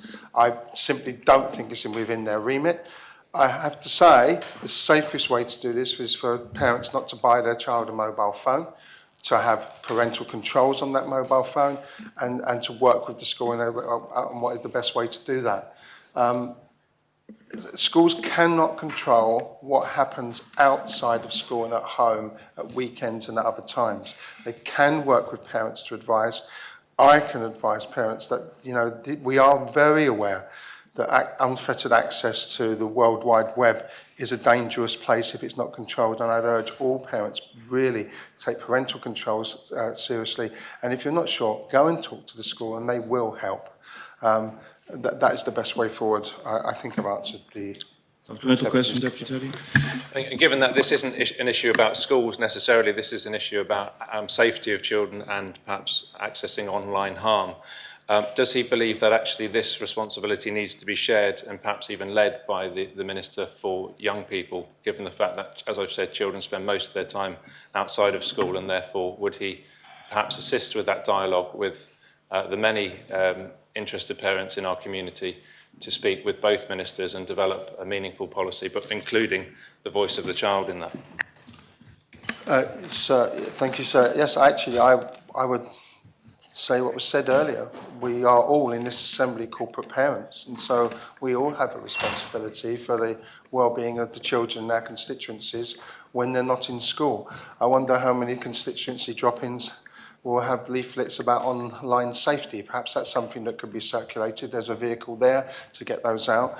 I will mention that the scrutiny panel is the scrutiny panel, Children Education Home Affairs scrutiny panel, are currently conducting a scrutiny review on online safety, and any information on that would be useful because that's a good vehicle, and we do listen to the scrutiny panel a great deal. We briefed them, and we have, I think, a positive relationship there, so that's a good thing to do, and we'll be listening to that. So this is a real challenge for us as a society. What I will say today is that I can stand here and say that schools are really trying to stop the use of mobile phones in school lessons. They are the graduate. So we've asked the schools to take this on, and they have done so with aplomb, and they have moved forward with this to turn the tide back. The next step, whatever that will be, has to be thought through very, very carefully. I think that's as much about education on online safety and what that actually means, which links to so many other areas of our education system and our society as well, sir. Otherwise, I think we cannot let 16-year-olds get to a stage... I must ask you to close your answer, Minister. Supplemental question, Deputy Wilson. Thank you, sir. Just as we've seen legislation to control smoke-free in areas of school, would he consider if a way forward, would the Minister consider if a way forward maybe to mandate schools and youth services as smartphone-free zones? And would he allocate or consider allocating some specific time to deal with this issue, given the weight of concern both locally and internationally on this issue, particularly for the children in his care? Yes, sir. I think that is perhaps inevitably where we're moving to. Schools have enabled that anyway. The vast majority of schools have enabled that anyway, so it won't be a huge step after that. In terms of legislation, not so sure. We have to get it might be bumped by the Senator's legislation. So I can't guarantee that any legislation will happen. We have to decide on that. How that legislation will work and how that will police, I don't know. And there is a balance between human rights. I mean, are we going to get to a situation where a child is arrested in their school for having their mobile phone? And that's not a flippant comment, that's a realistic comment. I think we need to get to a stage where we have controlled use, controlled and much more information over this topic for parents so that we can all move forward together. Because if there's a cooperation between the school, parents and young people, we know where we're going. That will be much more successful. When my teenagers were teenagers, telling them to do something was really challenging. Getting them to do that because it was the right thing to do and convincing them of that and working with them meant it stayed there, it was sustainable and it worked way into the distance. So I'd like to see that balance between the two. But yes, it's a very good question. I think inevitably we will end that place. Supplemental question, Deputy? Thank you, sir, and I welcome the Minister's comments on that. I think what he would also appreciate is that there is the will of members of the Assembly to work with him on this issue, and would he give some consideration to providing some initial policy direction as soon as possible?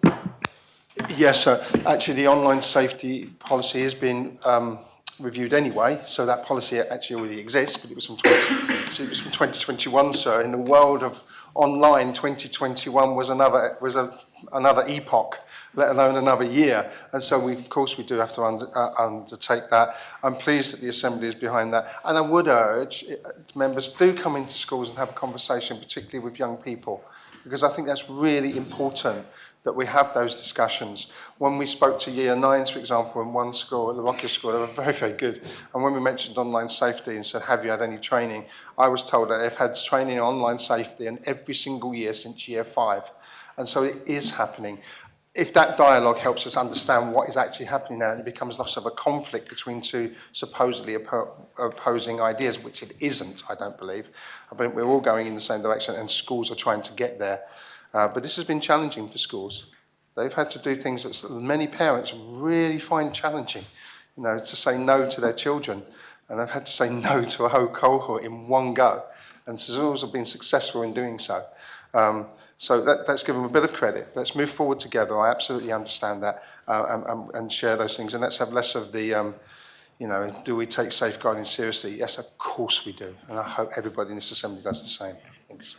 Final supplementary, Deputy Dublé. Thank you, sir. I thank the Minister for all of the answers. He has shown that he understands the harms associated with social media, and indeed screen time generally. There are stats within the report that show that the more screen time a child has, the more likely they are to experience bullying. Does the Minister agree that this is actually a public health issue in terms of the harm being caused to children's health and well-being? And would he agree that what schools and parents and us in the Assembly, what we need is actually some expert guidance and some teamwork around establishing some expert guidance on what is a safe usage generally for screens, but also for social media in terms of time on screens, what types of apps are suitable for different ages, etc., and boundaries. Does the Minister agree that that's important, and would he agree to work with other ministers and any departments necessary to help establish those? Yeah, thank you, sir. I thank the Deputy. I will say to the Deputy, the notion that that doesn't exist already is not the case. There is an awful lot that's going on. But yes, of course, anything that we do forward as we move forward, because it's a never-changing world, there's greater recognition.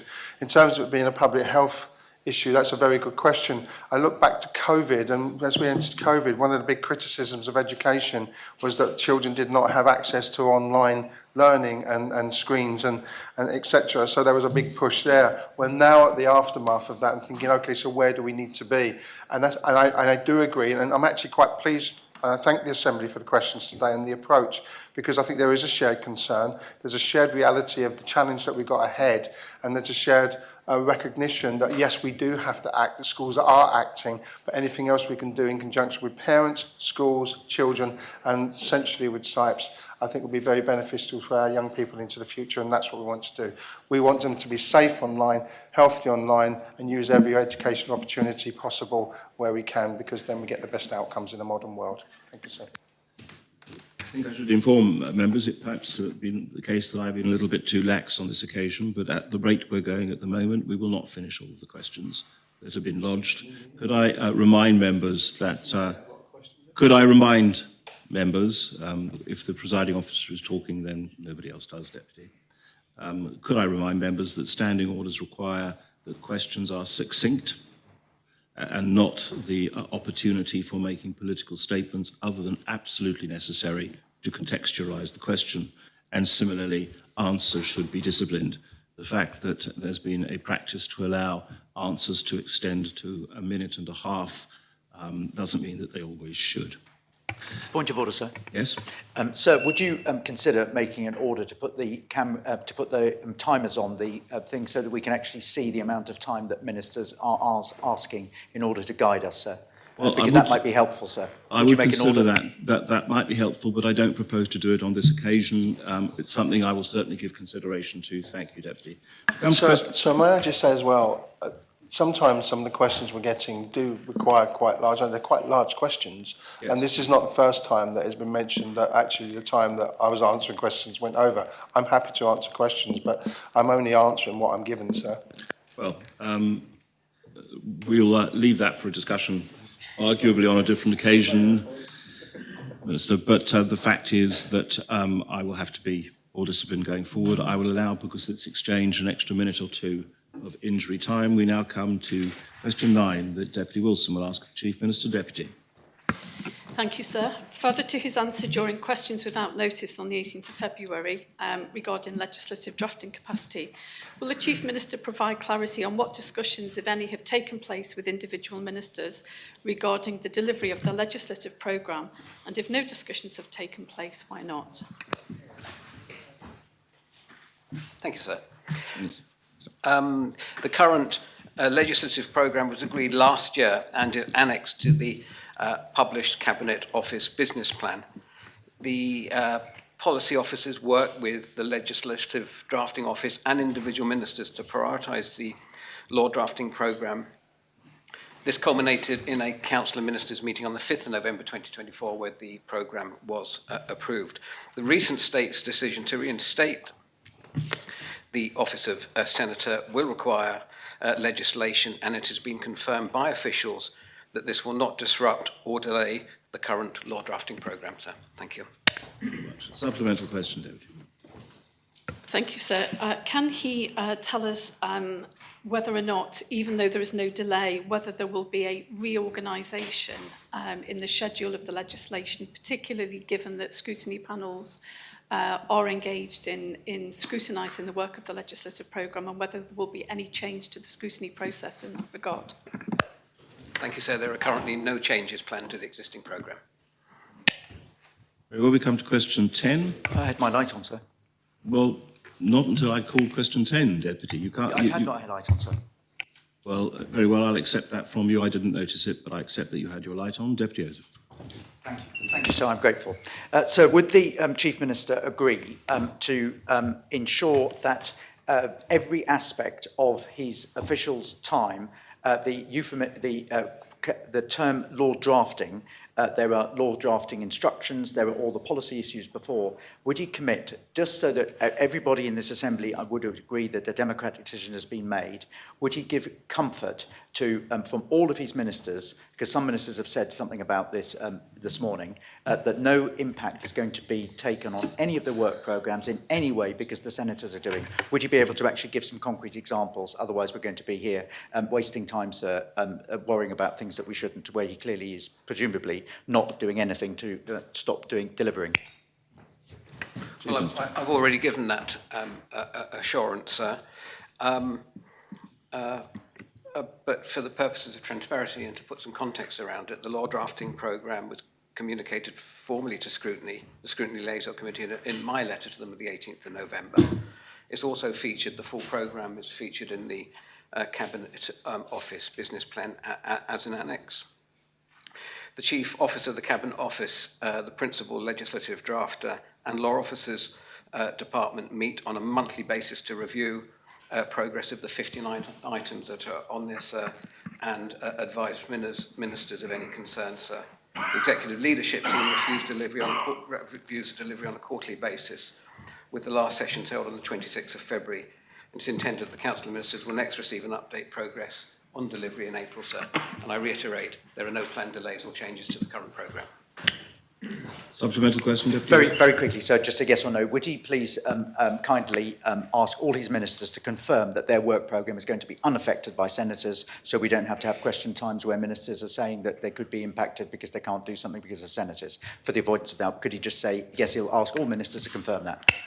Well, sir, I've already given that assurance on behalf of the Council of Ministers. Thank you. Deputy Alex Curtis. Thank you, sir. Very quickly, will the Minister confirm whether the proposed or the published legislative programme in the annex of the Cabinet Office delivery plan is everything ministers originally wanted to do, or whether actually a prioritisation exercise for the legislative drafting capacity was done? So ministers, in essence, have work they would have liked to have done this year, but it was already cut to make a more deliverable programme. Thank you, sir. I think so. One of the things we had to accept is that the previous law drafting programmes were undeliverable.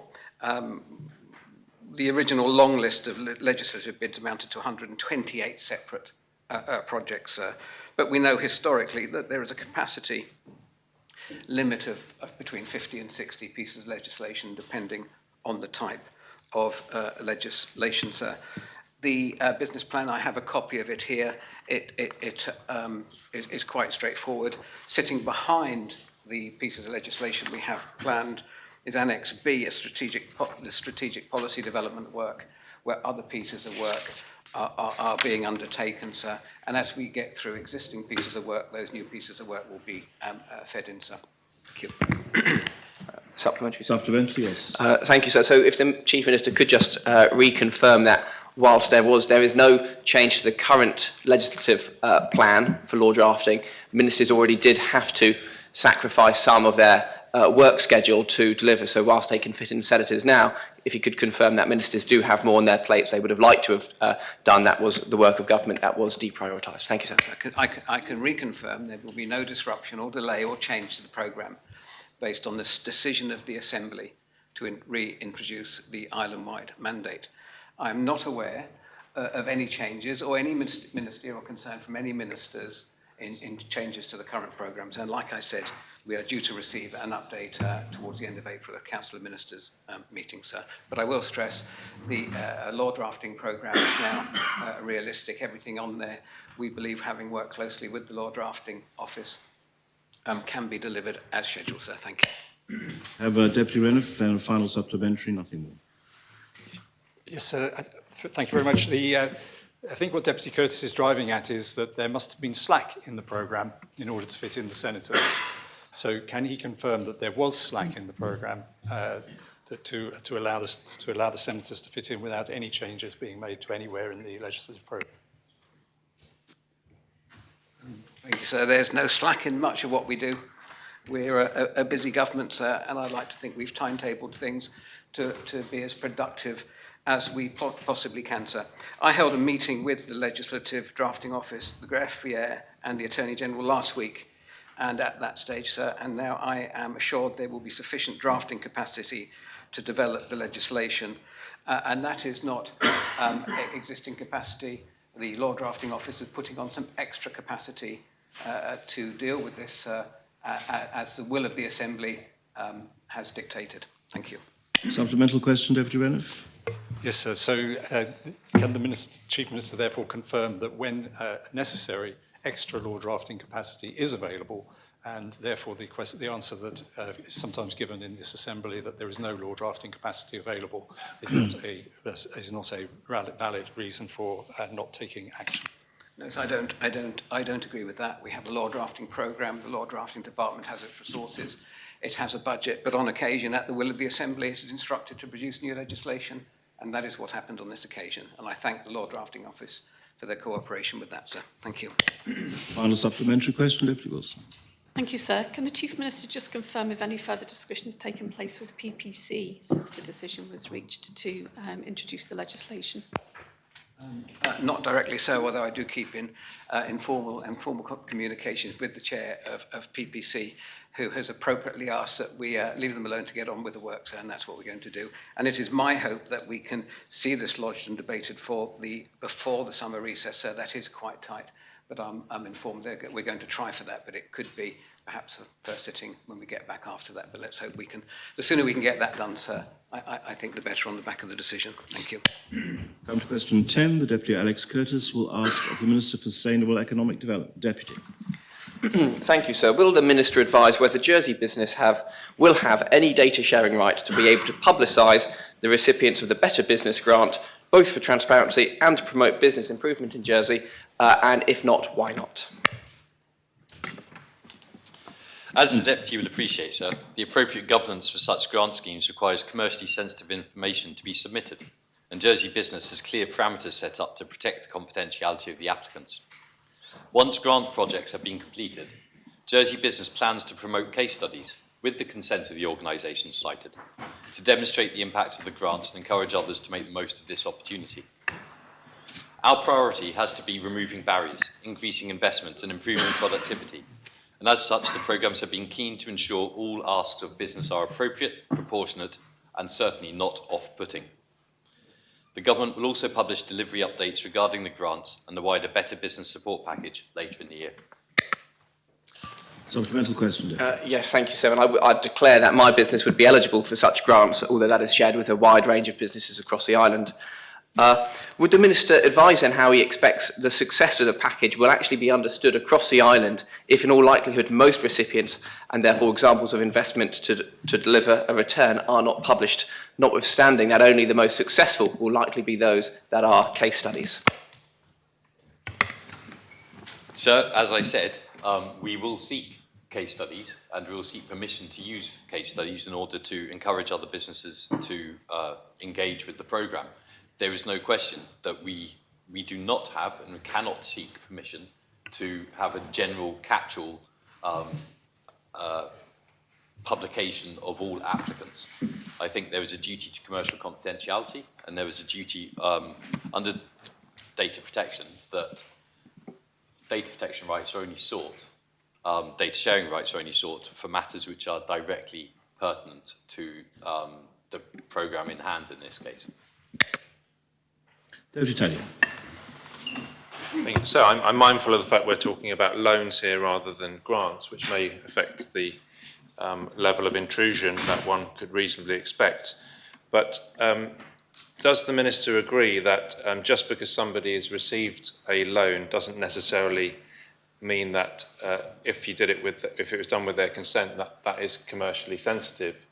And would the Minister agree that actually rather than just relying on pre-selected case studies which have been successful to then publicise as perhaps some kind of propaganda exercise as it might be perceived, that it would be much more beneficial to ask for permission in advance saying that we'd like to monitor your progress as a company with this loan before we know whether it's successful or not, and so that we can have more balanced approaches to looking at the success of the scheme? Sir, I think it's important to clarify these are grants, not loans. And I think it's also important to clarify that we do request data from those organisations, but we are not seeking to make it public. That is the part that is not appropriate from Deputy Curtis's question. Jersey Business does seek data sharing, not data sharing rights, the right to, will continue to monitor the applicants, and that is part of the agreement they enter into with the grant. But that information will not be made automatically public. Supplemental question, Deputy. Yeah, I thank the Minister for clarification. I think I'm confused with another loan scheme which is operating on a 50-50 basis.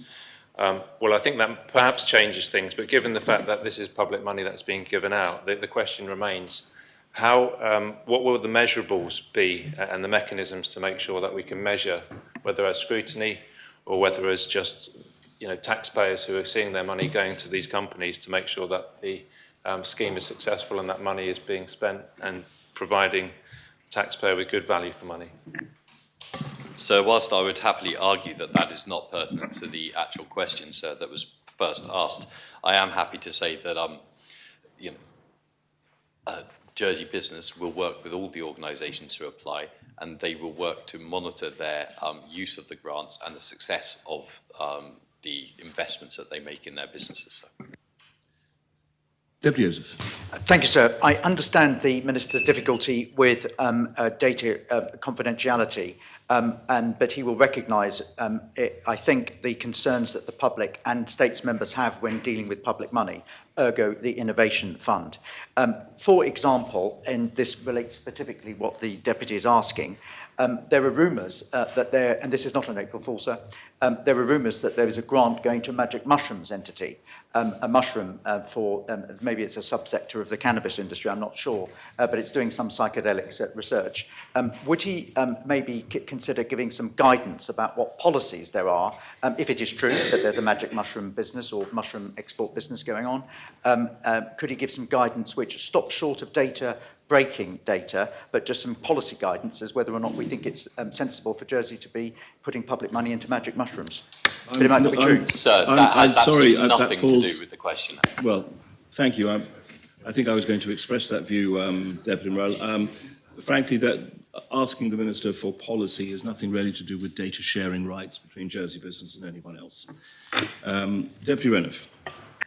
Yes, sir. I think the Minister's answered this, but I would like absolute clarity. Is it the case that there will be, because of this data sharing rights issue, that the public will not know who has received, a complete list of who has received money through this scheme at all, never mind how much money each business has got?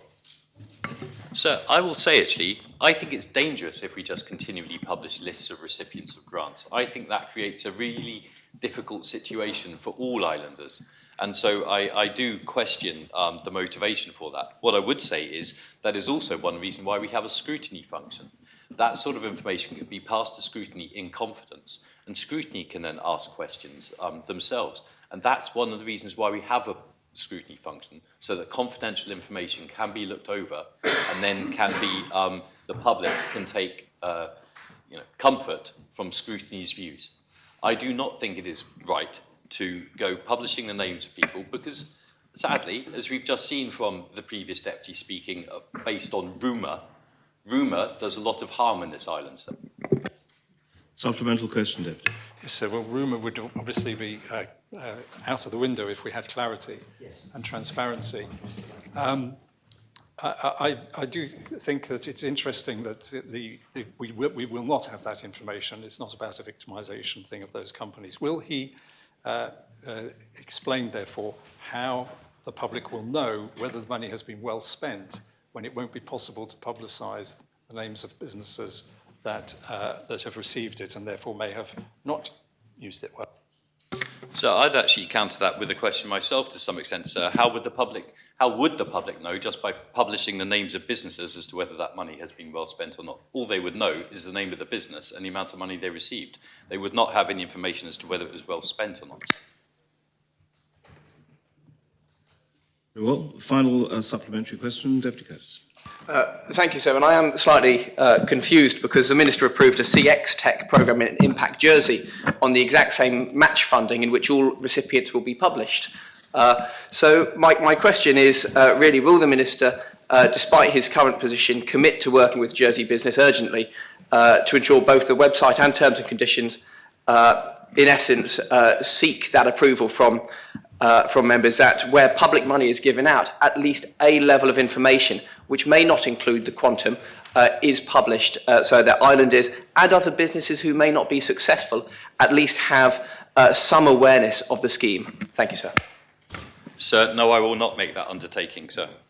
Sir, what I can say is that recipient organisations will be consenting to Jersey Business, the Department for the Economy, Revenue Jersey, and other administrations of the government or states of Jersey to share data and information received from that organisation for the purposes of and in connection with the grant, the package they receive and those terms and conditions. I am not going to seek any further requirement for data from them than that. We will come to question 11. The Deputy Jean will ask the Minister for Social Security Deputy. Thank you, sir. Given the continued rise in the cost of living, will the Minister advise whether consideration has been given to increasing the community cost bonus and the cold weather bonus to keep pace with prices? And if no such consideration has been undertaken, will she advise why not? Minister. Thank you, sir. I did consider the current value of the community cost bonus for 2025 because that is not a formula-driven amount, and I have agreed to maintain the higher level of payment given the current cost of living pressures. The community cost bonus was doubled in 2022. So I've agreed to retain that higher level rather than reverting to the lower level. With regard to the cold weather bonus, that within the legislation includes an automatic uprating every year. So that does happen automatically to keep pace with increased prices. Supplemental question, Deputy Jean. Thank you, sir. Has the government conducted any recent assessments on whether these bonuses are effectively alleviating financial hardship? And if not, why not? Thank you, sir. I, of course, need to consider any uprates in the round of all of the benefits that we provide, and it's a constant challenge that I do give to my officers to provide me with necessary information. This is one of the reasons why I am so keen to get the work done that we have funded in this year's budget on minimum income standards so that we can get some more detailed data around cost of living pressures for households at the moment. Very well, we come to question 12. The Deputy Ward will ask for the Minister for Infrastructure. Deputy. Thank you, sir. Will the Minister advise what consideration, if any, was given to the potential detrimental impact of the physical, mental and social well-being of islanders that the closure of Fort Regent for 3 years will have, and explain why a phased approach that would not require closure, as suggested in 2014, is no longer feasible? Minister. Thank you, sir, and I thank the Deputy for his question. Sir, to support the physical, mental and social well-being of islanders, we are investing £8.4 million in a new purpose-built sports facility at Oakfield, and it's on track to be finished on time. I'm also strongly of the view that mental well-being is not only impacted by one's current surroundings, but also through having hope and optimism for the future. Our proposals for the Fort Regent offer that hope, sir, whereas the current condition of the fort is hardly conducive to good mental well-being.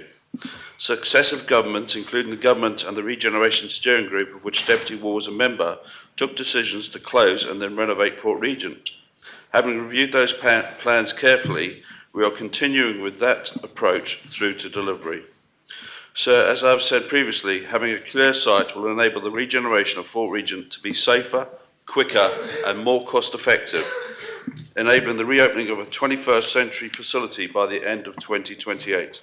A phased approach would add significant complexity and cost to the work, which would almost certainly mean that large parts of the fort would be closed to the public for longer. Thank you, sir. Supplemental question, Deputy. Yes, sir. So it was reported today that the Children and Adolescent Mental Health Service saw 934 new referrals in 2024. We have a mental health crisis among our young people. We have an obesity crisis. To paraphrase, we appear to know the price of everything but the cost of nothing. We have a question, Why has please. there been, thank you, sir, I'll just stop there. Why has there been no real engagement with the community prior to the announcement of the decision to close the fort? Why is engagement only taking place after a decision has been made? Does this not undermine trust in government? So I think the Whichever Deputy... of those questions you can ask. I mean, Well, sir, I think I'd just like to correct the Deputy in as much as that we have been consulting with users of Fort Regent for many, many years, sir. We have officers dedicated to that task, sir, and we are engaging with those user groups to find better alternatives, sir. If the Deputy heard the radio last week, you heard a great example of the ballet, who were a tenant at the fort, and they're now delighted to be tenants of a better facility. Thank you, sir. And then to question Connacht Harbour St Mary. Thank you, sir. Very briefly, sir. Noting that this question was originally directed towards the Minister for Treasury, Treasury Minister, will the Minister kindly confirm that in matters relating to development at Fort Regent, the proper course for scrutiny to follow is to ask questions of him as Minister rather than the Treasury Minister? Thank you. I'm sorry, that's not within the four walls of the question, which is related to detrimental impact on the physical, mental and social well-being of islanders. Thanks, sir. Well, final supplementary, Deputy Wall. Sorry, sir, I'm not sure I get one. No, you're quite right. Thank you, Deputy. That was an altogether positive intervention. Thank you very much indeed. We come to question 13. The Deputy Wilson will ask of the Minister for External Relations. Deputy. Thank you, sir. Given the positive relationship that has developed to date between Jersey and Estonia, will the Minister advise what impact, if any, the UK's decision to reduce its military footprint in that country will have on our future relations with Estonia? Thank you, sir. Jersey's external relations are constitutionally distinct from those of the UK. However, they remain closely aligned, particularly in areas of shared interest. Decisions regarding the footprint of the British Armed Forces in Estonia are a matter of UK defence policy. While the broader impact of this decision is not yet known, Jersey will continue to value its strong and positive bilateral relationship with Estonia. Supplemental question. Thank you, sir.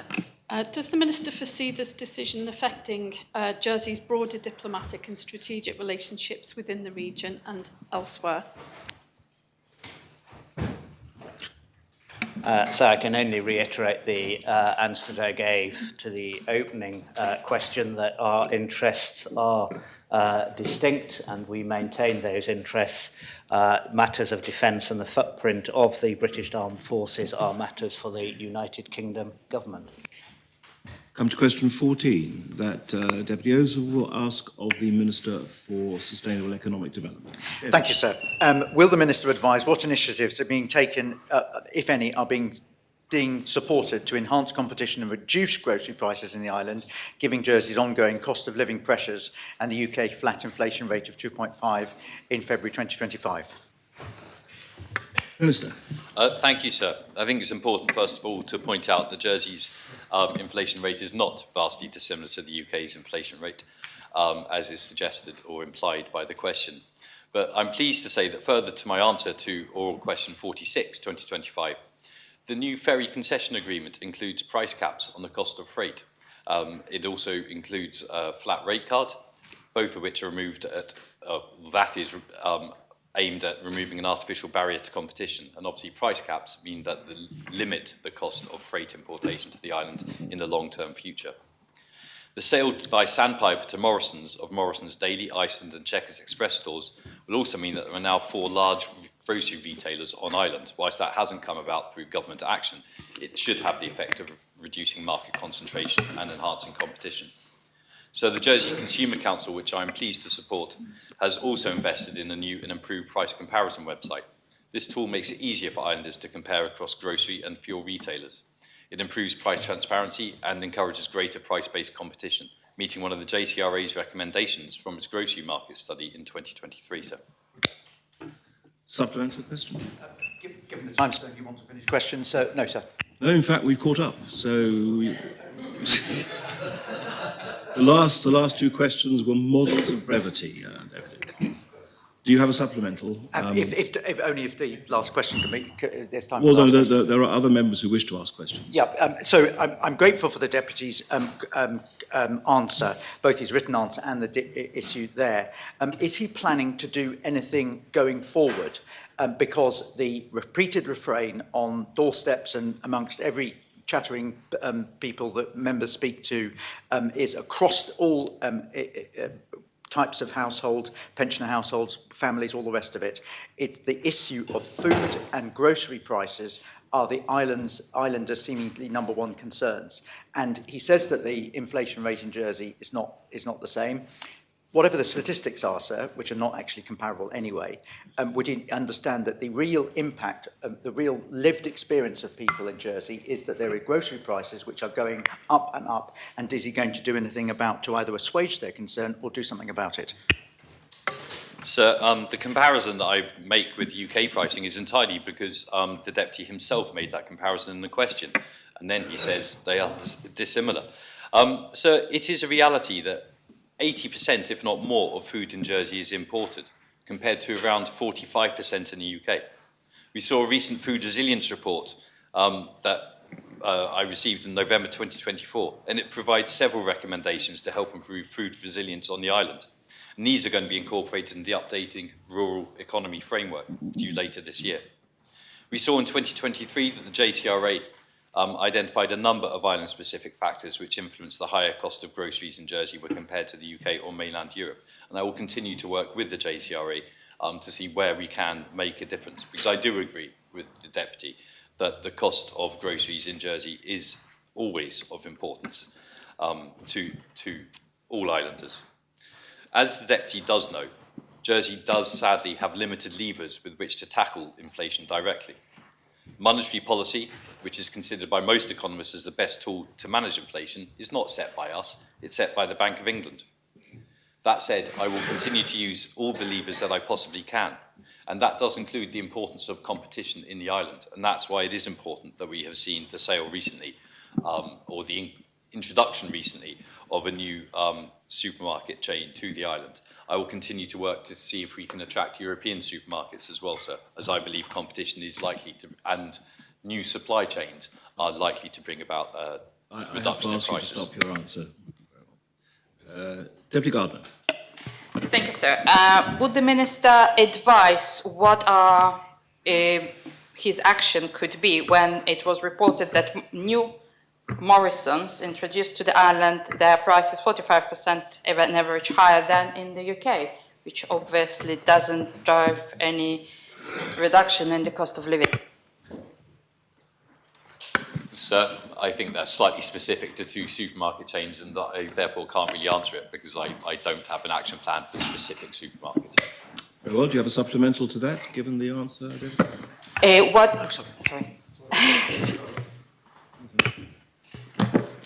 What work Minister is going to do with engagement with the chains on the island to ensure that Jersey prices are not 45% higher than the UK prices in some cases? I will continue to work with the JCRA and also the Consumer Council to try to understand why those price differences are there. That's the most important thing. First of all, understand why the difference is there, and then you can seek to act. Deputy Taddy. The Minister mentioned a flat rate card and a price cap for freight for DFDS. What evidence does the Minister have to suggest that a flat rate card would necessarily bring prices down and indeed not allow economies of scale for those bigger companies who want to bulk purchase and therefore keep prices down? Sir, the JCRA report into the freight industry said that greater transparency of freight prices would likely have an impact. Will allow us, at the very least, to understand what proportion of the price on the shelf is created by freight. We now have freight prices capped for the next 20 years. That is going to have an impact on the pricing of freight in the island, and that should feed into ultimately a lower freight proportion of the cost of the goods on the shelves. Supplemental question. I'd suggest that doesn't answer the question, sir, that the greater transparency doesn't necessarily mean the absence of the introduction of a flat rate card. It could just mean that discounts are published. Does the Minister accept that actually, whilst he might have control in terms of a cap on price increases, he doesn't have any control over the initial pricing that the company can charge, and therefore it's completely at their liberty to increase prices now so that they, in future, because they can only limit their increases accordingly. Is that not potentially an unintended consequence? Absolutely not, sir. I have Deputy IA, the Conotable St Saviour, Deputy Kovac, no further supplementals other than the final supplemental. Deputy IA. Thank you, sir. The Minister mentioned before trying to attract a European supermarket, but specifically, what engagement has he had with French supermarkets to try? I know this has been something that the Minister has tried to promote previously, to try to get a French supermarket into Jersey to reduce grocery prices. Thank you, sir. Sir, I've had plenty of interaction with French supermarkets, one in particular, sir. Supplemental to that? Conotable St Saviour. Thank you, sir. So it's again, it's something that's been brought to me by constituents. The cost of food is just going up by the week. Does the Minister not believe that we should have a negotiated agreement with some of the major supermarkets, in as much as been touched upon? A major supermarket in, say, Huddersfield would charge a different rate than, say, West End of London. I know rents and freights are something to be considered, but does the Minister think this is something that should be looked at? Because I feel very disturbed by the fact that some of our major supermarkets in Jersey are now employing security guards on a weekend. Does that worry the Minister? Minister? I don't understand what security guards have to do with the original question, sir. Well, if I were inferring it, then I would say people are inclined to thieve, so the suggestion appears to be because of the cost of food. But the real question was to do with the. If the Conotable was concerned about shoplifting, I just wish he'd said that more clearly in the question. I'd have better understood. I don't know anything about the Huddersfield situation that he's talking about, so I can't respond. You want a supplemental question, Conotable? May I clarify, sir? It was just the fact that major supermarkets price to the area, so that not necessarily Huddersfield, but prices vary to the area. If they perceive to have a wealthier area, they will increase the prices. And what was the question? Will the Minister agree to look into this problem? Sir, I have no doubt that all shops in Jersey, supermarkets or otherwise, price to jerseys. Deputy Kovac. Thank you, sir. And I actually follow up a bit on the question from the Conotable of St Saviour. Would the Minister support implementing regulations that would require supermarkets to apply standardized pricing for similar products or brands across different stores? Or would he consider setting a cap or maximum price for essential items to help control rising grocery costs? Sir, in short, I think I could say that such market intervention is a long way from my thinking, sir. Do you have a supplemental question, Deputy Kovac? Yes, please. What role, if any, do local producers and suppliers play in reducing grocery prices? And are there any incentives being offered to support them in doing so? Sir, the Better Business Productivity Support Scheme is entirely intended to enable businesses to cut their overheads and reduce the cost of sales. That in itself will help supermarkets or grocery producers or farmers to reduce their overheads and therefore, in theory, reduce their prices. Final supplementary question, Deputy Joseph. Sir, I'm grateful for the Deputy to acknowledge that the issue of grocery prices is indeed one of the issues that the public want us to talk about because they're concerned about it. I only heard in his answers questions relating to what the JCRA is doing and what he's getting advice. Is he getting advice from anybody else apart from the JCRA and the Consumer Council, who are telling him there's a problem? And specifically, is he doing anything to bring in a low-cost supermarket such as Aldi or Lidl, whether they be from France or Germany or the United Kingdom? Sir, I'm pleased to say that we recently saw Alliance take over the Iceland franchise as well, which is a low-cost retailer. And it is important to maintain that choice in the island, sir. I also take advice from lots of people all the time. Genuinely, when I'm walking down the street, people are often offering me advice. I speak to organisations and institutions offering me advice. So I am always listening and always heeding advice. So. I think I meant professional civil service advice. There we are. We come to question 15. The Deputy Reniff will ask of the Chief Minister. Deputy. So I believe the Assistant Chief Minister will be answering. But in relation to the High Value Residency Scheme, will the Minister advise whether there is a cap, either formal or informal, on the annual number of approvals under the scheme, and if not, why not? Thank you, sir. There is not a formal cap on the number of 2-1E applications approved per year. When the housing regulations were introduced in 1974, an aspiration to secure 15 approvals per year was established. This remains the case today. Imposing a cap would be artificial and potentially mean that good quality applicants could be rejected. Instead, the parameters of the scheme are set to achieve the most benefits for Jersey while securing a reasonable number of applicants. This means that every application can be assessed on its own merits. Supplemental, Deputy. Yes, so this question arose out of the Environment Minister's decision to change supplementary planning guidance at the request of 3 high net worth individuals, and the issue this raises is one of social cohesion.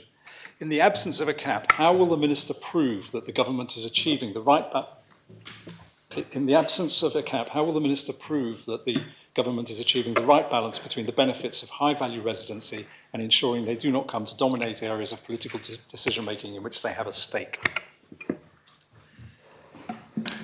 So, just to correct the Deputy, the Minister under questioning at the last state sitting disagreed with the analysis that the Minister has just articulated again today. So that's as it may be. I'll leave it to him to answer that part of the question.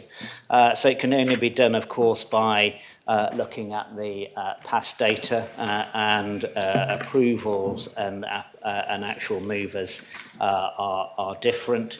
In 2024, we had 23 approvals with 11 arrivals. I think this is an important scheme. It's a scheme which is mirrored elsewhere across the globe. In fact, more countries are producing such schemes to attract talent and entrepreneurial spirits, as well as entrepreneurial spirit, I should say, as well as wealth, because they recognise the contribution to the community in which these individuals can bring.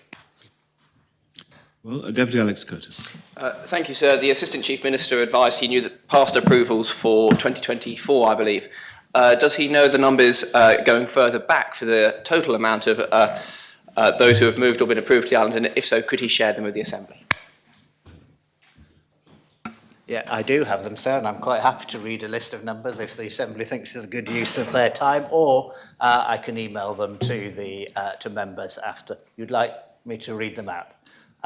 Could you stop me when I've got to the sufficient time to answer this question, sir? This is a moment where I really should have put the timer on. Right. Yes, of course. Well, I mean, are you able to do a summary of it? I'll do a stab back to 2020, sir. So in 2023, we had 31 approvals, 15 arrivals. In 2022, we had 17 approvals, 9 arrivals. In 2021, we had 20 approvals, 25 arrivals. And in 2020, we had 22 arrivals, 22 approvals and 14 arrivals. Well, do you have a supplemental? Yes, thank you, sir. And it is important the Assembly hears this because it means the public can hear those numbers and not just members. The Minister said, given those numbers, the Minister said that each application should be considered on a case-by-case basis. But does he see any risk at all that there is a cumulative impact if applications aren't considered in the round to a policy, not just on a case-by-case basis? So I don't have the figures with me for leavers, but the Deputy will be aware that individuals are leavers as well. The challenge for Jersey is to ensure that we consider the applications to ensure that individuals that are coming actually want to set up and create a new life here in Jersey and bring value not only to the economy but to the community. I know that my colleagues opposite would be able to share stories of where some such individuals have joined the Honorary Police Force, for example, and we want to see more and more of that individuals that move to Jersey, that build their life in Jersey, that create value here and create jobs and develop entrepreneurship. And I think that's really important. Of course, we have to be mindful of the cumulative impact, but that cumulative impact, although in the intimation of the question was that it would be negative, it can actually be positive. Deputy IA. Thank you, sir. Does the Assistant Chief Minister believe that we should be lowering the requirements for entry to 21Es to encourage more wealth creators to our island, especially in light of the exodus of millionaires from the UK escaping from that high tax jurisdiction? Thank you, sir.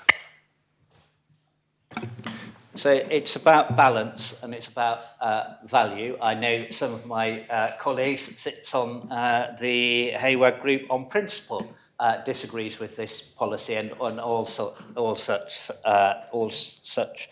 policies. I think that the balance that we have is appropriate, but let's be clear, it is less competitive than it used to be. European states are creating schemes and attracting more individuals because it is the barriers to entry are lower, the tax take required is lower. Even if we just look across the water, not a very great distance, it's much cheaper for someone to move to that place. I think this scheme works incredibly well. I think we can be confident islanders can be confident that they are paying a substantial tax contribution and that they are creating value here in Jersey. We've got that balance right, but if we do become uncompetitive, and I see no signs of that with the current scheme, then of course it would be right for us to consider it. Supplementary question, David. Deputy Joseph. Sir, the Assistant Chief Minister speaks about the policy and balance. Does the Assistant Chief Minister, mindful of the fact that it was under his Chief Ministership that his then Treasury Minister brought these proposals, but individual decisions are made by him and his colleagues and in the recent past, does he not understand, and do ministers not understand, that there is on the one side the issues such as my constable was saying of people stealing in grocery stores, maybe because they haven't got enough money, the issues of food banks, and on the other side, the issue of the opulent displays of wealth by very welcome individuals in Jersey, who also, by the way, are concerned about the cost of living with the lower prices issues. And does he not agree that he needs to do more, and the government needs to do more to address the issues of ordinary working people and retired people, as well as, and get some of these 11Ks to do something to reduce prices if they possibly can? One or two have done, of course. He's going to be having problems all the time with this.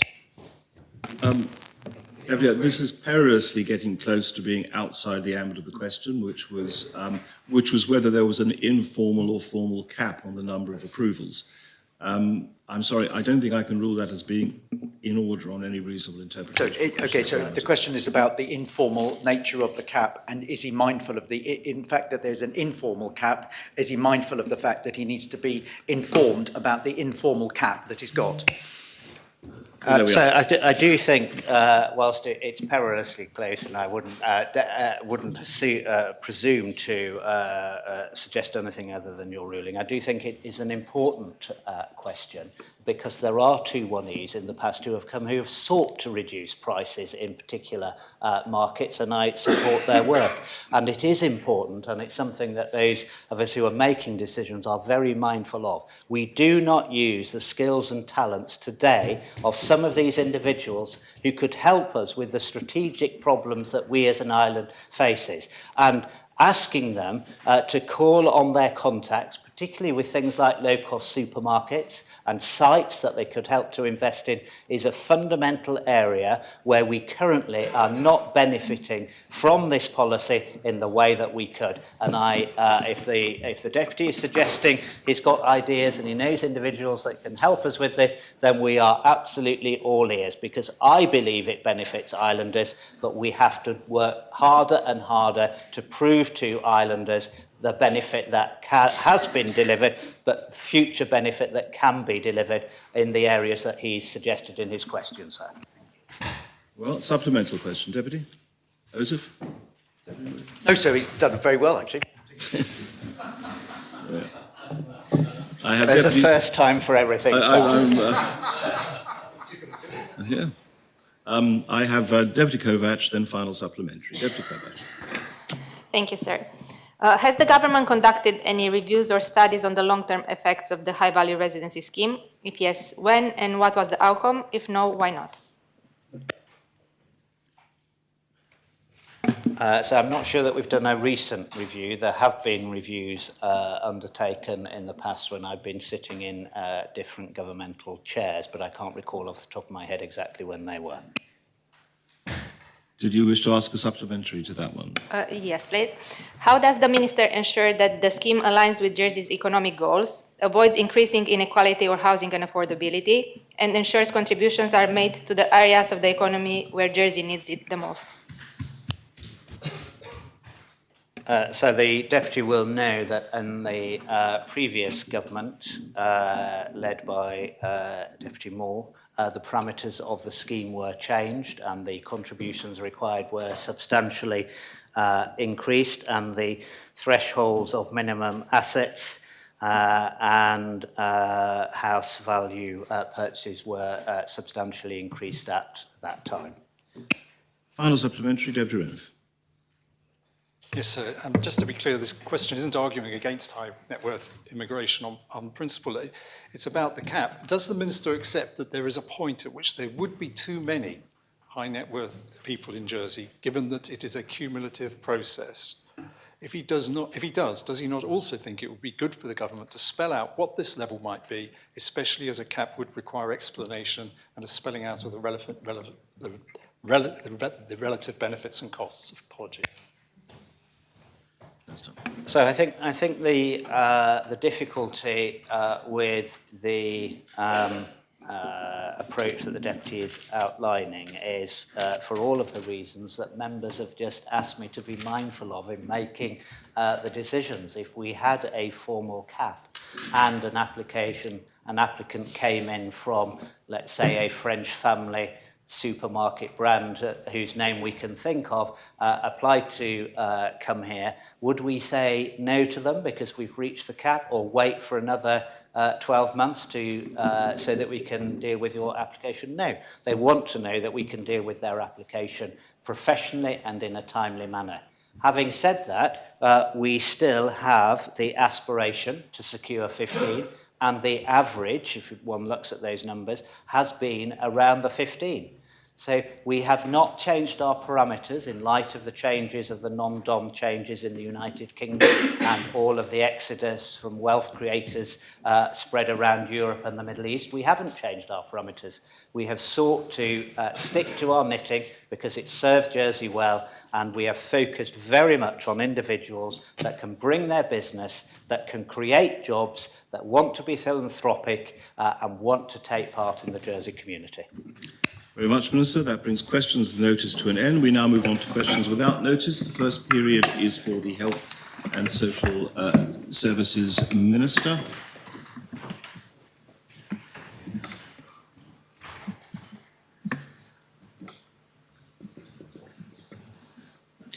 And Connetab St Martin. Thank you, sir. Could the Minister tell us that, having been in office for just over a year, could he inform us, could he inform the Assembly of the issues he considers to be of greatest importance to improve the quality of the health service for the future? Thank you. I thank the Deputy for her question. I think the two areas of principal focus going forward, if we really want to improve the health service, are going to be, on the one hand, digital, and on the other, preventative healthcare. So I think we're facing what is effectively a tsunami of new treatments that are keeping people alive for much longer. I looked on the internet the other day, at the year of my birth, I think average life expectancy was 72. I think we're average life expectancy is approaching 84.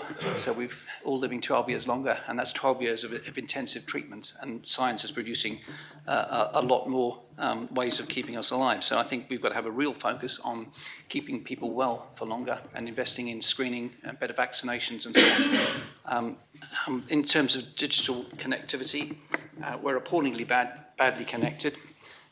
There's an industry standard there's 7 standards, and I think we don't leave the starting blocks. We're not even at stage 1. So there's a long way to go. Both of those areas are going to require an awful lot more money, and it's probably a good opportunity for me to say now that in the not too distant future, I'll be making that apparent and coming to the Assembly with a fairly sizable request. So I hope that answers that question suitably, sir. Thank you. Supplemental question, Carolyn. Following on from that, what does the Minister consider to be his greatest achievement? Thank you. I wouldn't claim to have any great achievements at this point in time. What I have done over the course of 40 months, hopefully, is made a reasonable assessment of where we are and what needs doing. I think some of our proposals are going to deliver some benefit, particularly the formation and implementation of a partnership board, which will bring together all of the component parts of the health service, not just the HCS or the HCJ as it now is division, and get people making decisions collectively from a much more even basis in terms of the fact that each person will have a place on that board and an equal voting right. So I think those are the sort of things that are going to make a difference. It's taken a while to get here. I'm sorry if people feel progress is slow, but I think we start from quite a long way back, and there's a lot of work to be done. So, thank you, sir. Very much, Mr. Deputy General. Thank you, sir. Could the Minister provide a definitive timeline for when the new statutory duty requiring the provision of palliative and end-of-life care will be brought before the Assembly? And could the Minister outline the key provision of this duty and explain how it will enhance the quality and accessibility of care for those in need? Sorry, could I ask for that question again? It's quite an intense question. Just want to make sure I've got it all together before I answer it. Of course, this related to the assisted dying law. As part of that, the Minister had agreed that there would be a new statutory duty requiring the provision of palliative and end-of-life care to be brought before the Assembly before we would discuss or debate again on the assisted dying law provisions. So could the Minister give a timeline of when this would come to the Assembly and outline the kind of provisions, the key provisions that would be in this duty?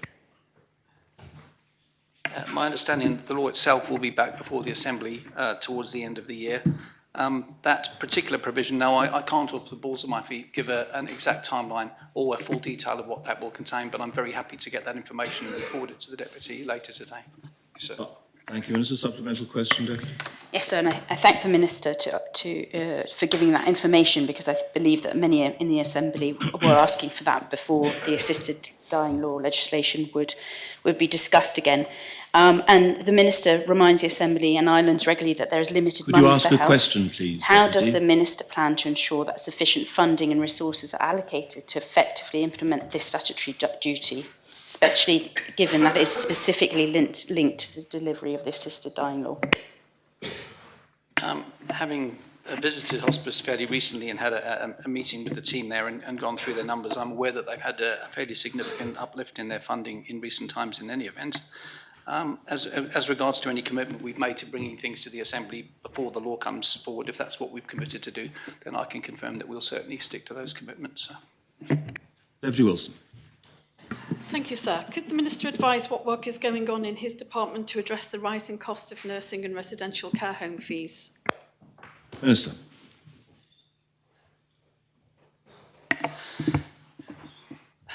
That's a very difficult one to answer.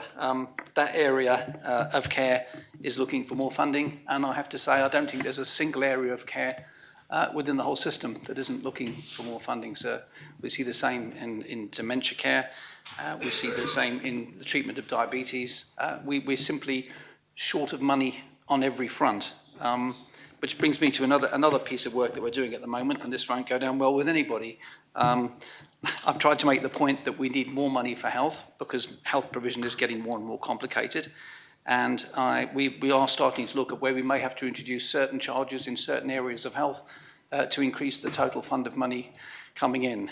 We also have to have a discussion with members of the public about what sort of service they're going to want in the future and how much they're going to be prepared to pay for it. It's a very difficult one. I think everybody in the Assembly knows full well that this is a problem that's confronting everybody all over the world.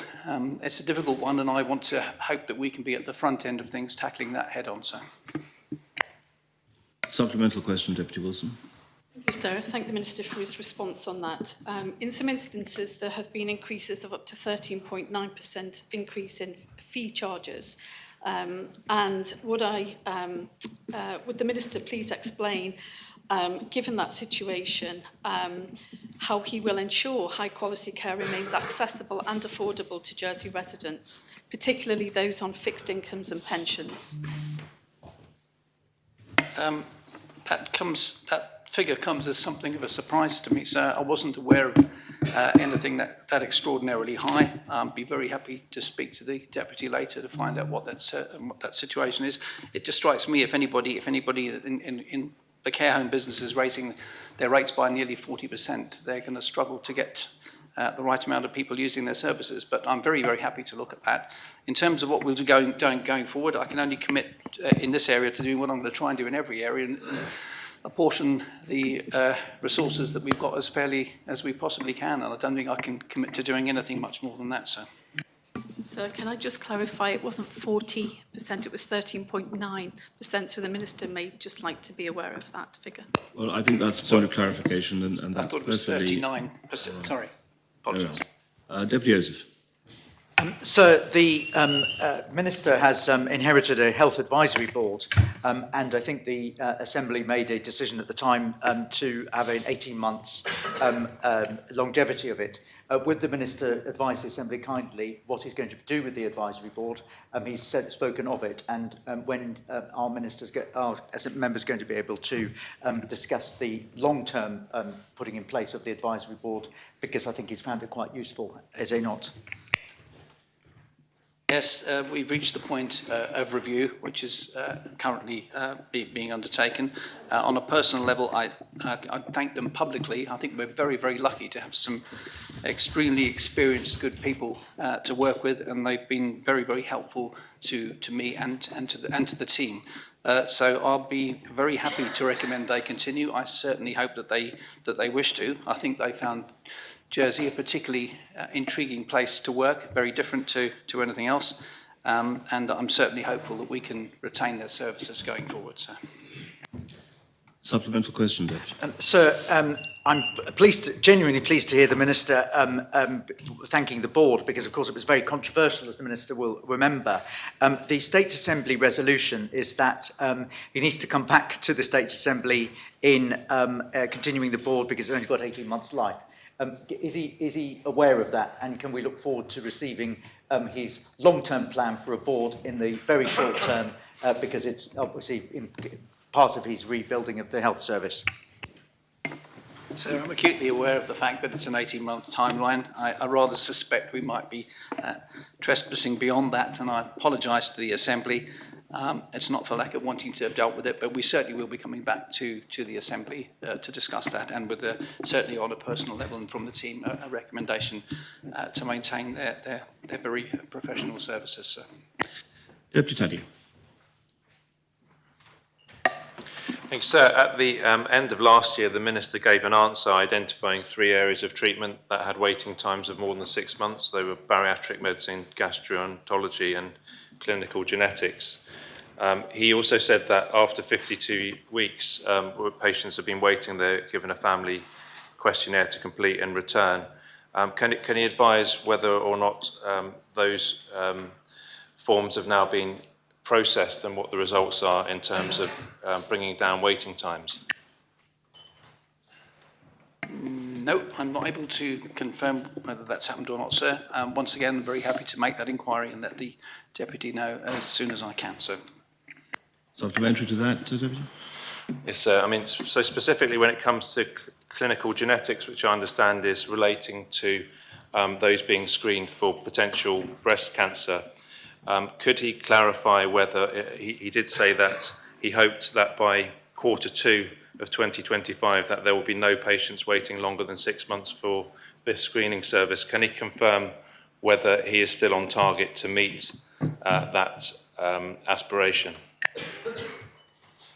No, I'm unable to confirm that, just standing here at this point in time. So, unfortunately, it's quite easy to get caught off balance not knowing these things. Q2 doesn't finish till the end of June. Very happy to review that and give the results of that when we get to the end of Q2, and I'm happy to give the Deputy an update as soon as I've got the time to do that. So. Deputy Renouf.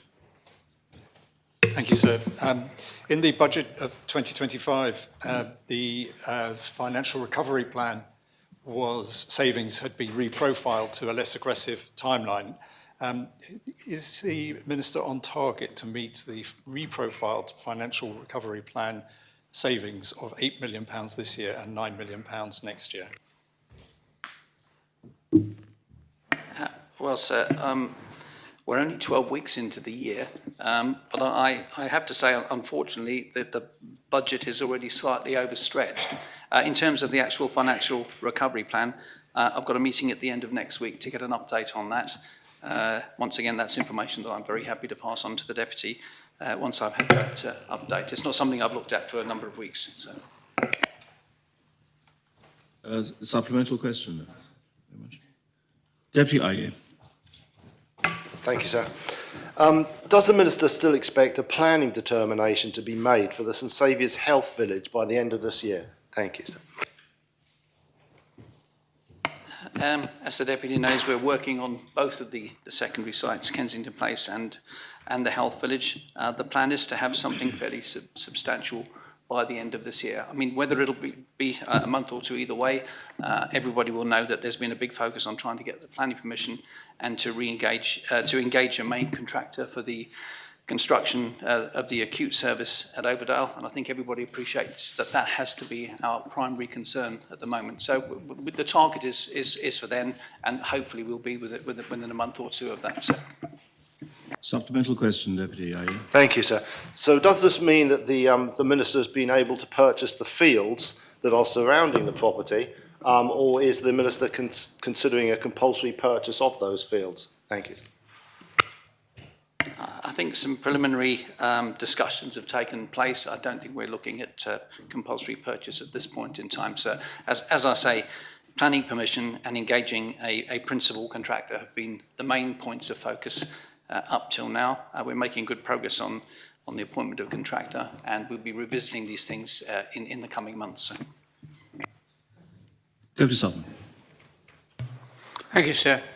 What sectors of our health service does the Minister have under consideration for the introduction of charges?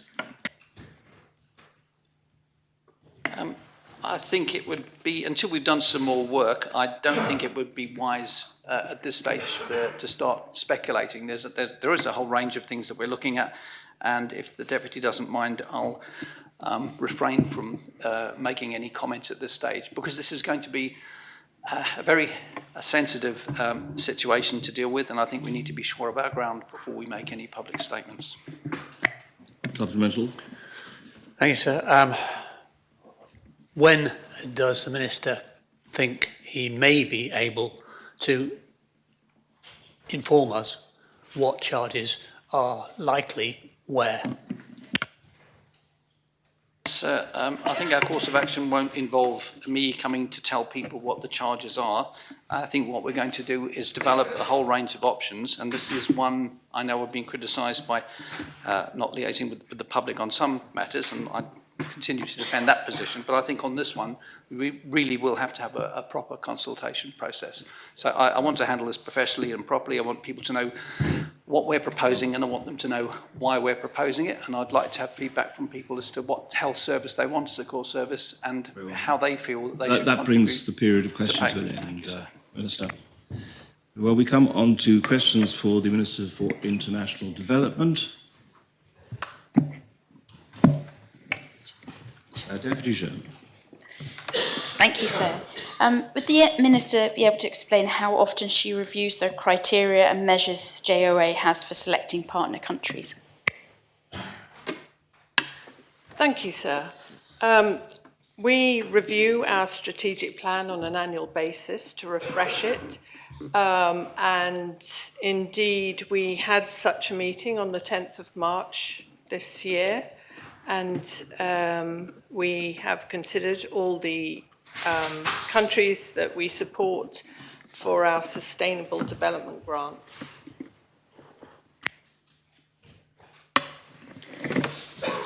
Thank you, Minister. So focusing on the Corruption Perceptions Index calculation, a number of Jersey's partner countries are high in the index. For example, Sierra Leone has become worse since 2023. What would the Minister do if these scores keep dropping for any of Jersey's partner countries, and have they changed since that meeting the 10th of March? I'm not entirely sure if they've changed since the 10th of March. That I would have to check. But as I say, we have a formula which works incredibly well. In fact, I think we're one of the only jurisdictions that uses the Corruption Perception Index when considering which countries to support, as well as the Human Development Index. And the countries are also chosen if they lend themselves to our 3 themes. Sorry, I don't think my question was answered. I asked if what would the Minister do if the scores keep dropping for any of Jersey's partner countries? Well, as I've said, we review our countries annually, and we've just done that, and we are considering bringing some more countries on board. Sierra Leone, the one she cited, we found meets our criteria, but we keep them under constant review. And if we were concerned with any one country, we would review it. We don't have to stick annually, so we can review it if we are particularly concerned about any of the countries we're supporting. So. Joseph. Thank you, sir. The Minister knows my views, and I think a lot of other Assembly views. I think that we absolutely hold in awe the work that the International Development Office does, and the Commissioners, together with the late Chief Executive. I would be mindful of the excellent reputation that she has. Given the United States is pulling back on US aid, the United Kingdom has made the very difficult decision to reprioritise their own budgets for defence, and I offer no criticism to the United Kingdom for doing that.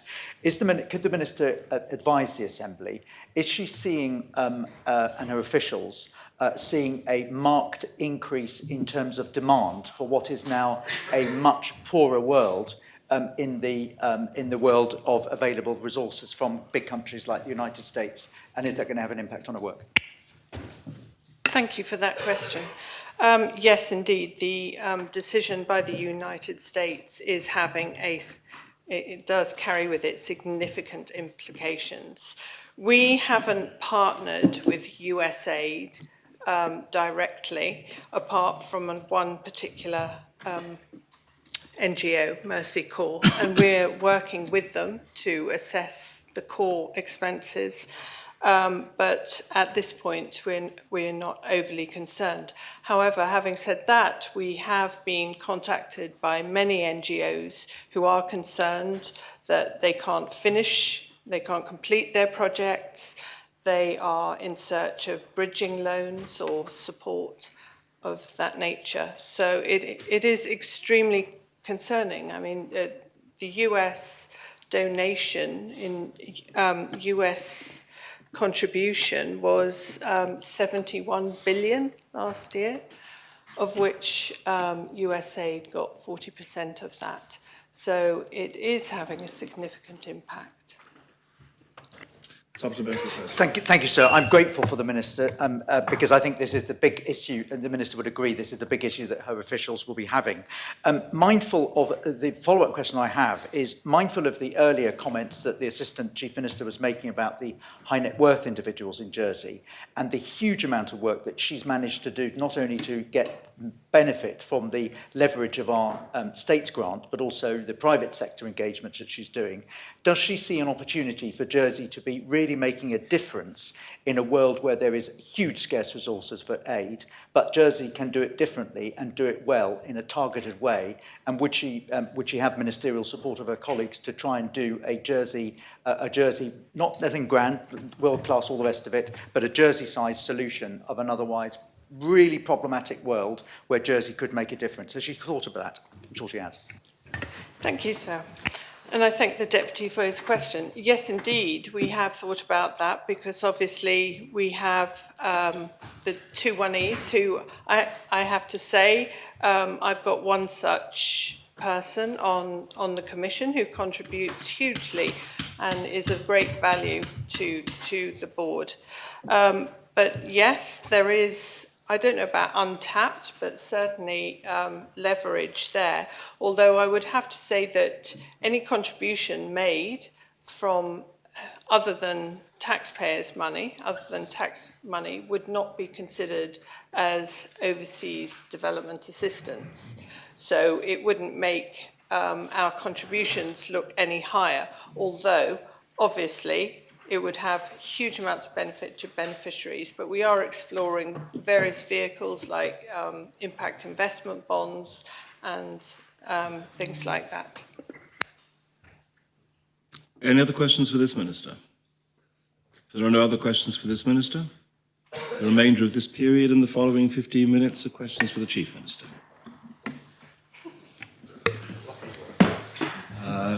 Deputy Tadier. The Chief Minister will be aware that the ferries take freight or passengers in the island are of critical importance to us. Would the Minister give us an assurance that the cancellation that we saw on the very first day that should have been the first day of operation of the FDS is not something that is likely to be repeated, and that he has confidence in the service and the contingencies in case of failure for the islands for this critical infrastructure? Thank you, sir. Yes, I'm pleased to confirm with members that I have full confidence with the FDS. But I would also remind members that I also have long and bitter experience and plenty of scars from dealing with ferries over the many years, sir.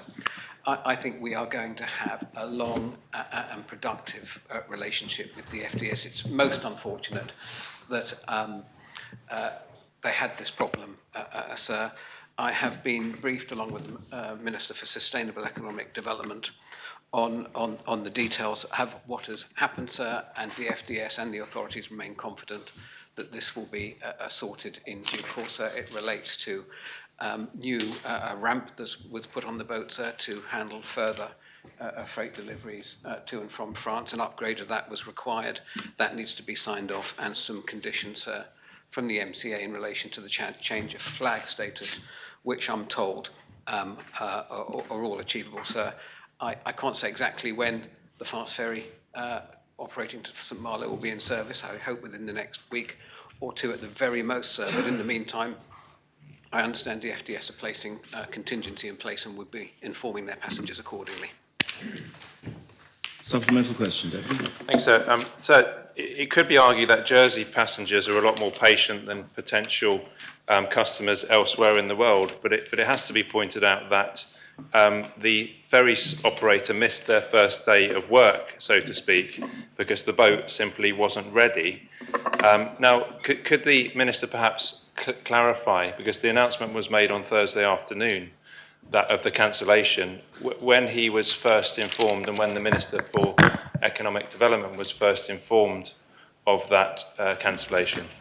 I believe the Minister for Sustainable Economic Development was informed on the Wednesday evening, I was informed, sir, very early on the Thursday morning, sir. And the reason for being informed at the last minute, sir, was I understand that DFDS were inspected on the Tuesday or the Wednesday, so it was a last-minute change of plan for them as well, sir. Thank you. Very well. Deputy Osis. So the Minister will recall being Economic Development Minister and maybe recall an email that I sent him in 2020 when I was not in this Assembly about cost of living, JCRA competition issues. Is he also of the view of, like his Economic Development Minister, that the cost of living issues are the number one issue across all segments of society? And is he satisfied that his Council of Ministers, based on his experience of competition, regulation, the importance of keeping cost of living, is he satisfied that his government is doing enough by not just talking but actually doing things to control the cost of living in Jersey, which is hurting so many people? Well, so I believe that affordable housing and the cost of living rank equally at the top issues. Perhaps affordable housing, especially for young people, might rank slightly ahead of that. But we are most mindful of the cost of living challenges. I'm not sure I can teach the Deputy anything on that.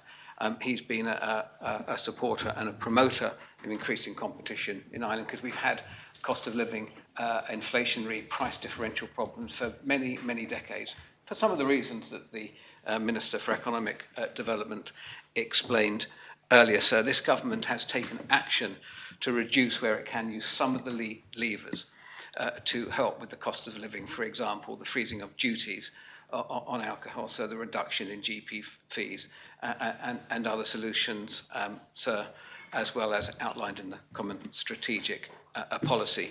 Of course, we're also promoting competition wherever we can, and the good work done by the Consumer Council, sir, the grocery shopping comparisons in our local stores, sir, that are shared, and the encouragement for people to shop around. So it does remain disappointing that there is such a disparity between Jersey supermarkets and certain UK supermarkets in different parts of the country, sir. We can always do more, and the Economic Development Minister is chairing the anti-inflation strategy group, sir, and some careful consideration is being given to what we can do, sir. But the Deputy and members will know, sir, that the levers we have to make a difference are limited, sir. But I reiterate, we will do everything we can to alleviate the problem, sir. Supplementary question, Deputy. Sir, I apologise to you, sir, and this Assembly if I sound like a broken record. But the Chief Minister says that he agrees that the cost of living issues, grocery prices, we will come back to housing later, I think, but focusing on groceries and cost of living, my campaign election to get back into this place was action, not words. And we're having words from the Chief Minister. And would he be satisfied at the end of his term of current office that Jersey's inflation rate will be higher than that of higher than comparable periods when there was an interest in political action and not just words? And does he not think that actually his Council of Ministers and him needs to actually do something for people's real life experience that they can't afford the cost of living in Jersey on a week-to-week basis, ending up with people stealing food banks and the rest of it? Does he not understand that? I disagree with just about everything the Deputy alluded to in his previous statement, sir, which I think ended in a question eventually, sir. What I can say is this government is doing more, sir, to address the cost of living than previous governments, sir, as I outlined in my previous answer. There's always more we can do. It's enormously challenging to affect prices in grocery stores without introducing forms of price control, which I think the government will be against in principle. We have inherited, and we're working in extreme geopolitical, tough economic times. Inflation is stickier than our economists had forecast. Interest rates are staying higher, sir, than were originally forecast, and all this has an impact, sir, not just on grocery prices, but the cost of living right across the board in our small island, sir. And I reiterate, we will continue to take action. This is not words, this is taking action, sir. And the Deputy can ignore the action, conveniently ignore the action that has been taken if he wants, sir. But we will continue to work, sir, towards bearing down on the cost of living wherever we can. Deputy Renouf. Thank you, sir.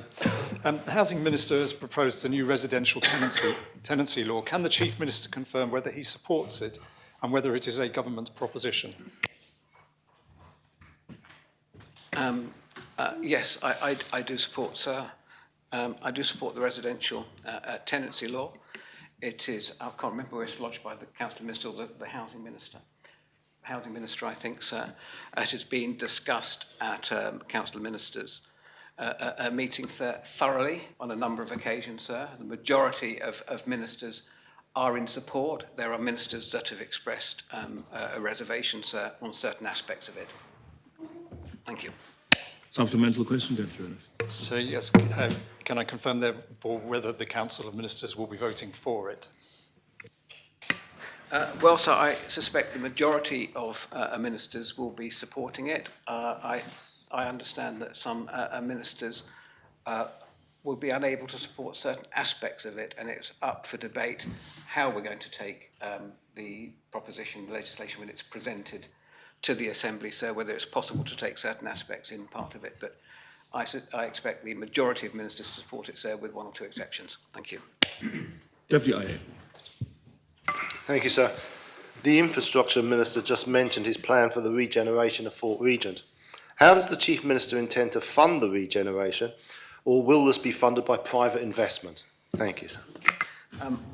Well, sir, aspects of the regeneration of the fort, redevelopment of fort, will be funded privately. For example, the proposal for a hotel up there, that's something that would be left in the hands of the private sector. So they would fund, for example, the build in return for a long ground lease for which we would receive a rent and perhaps some commercial arrangement with the hotel revenue, sir.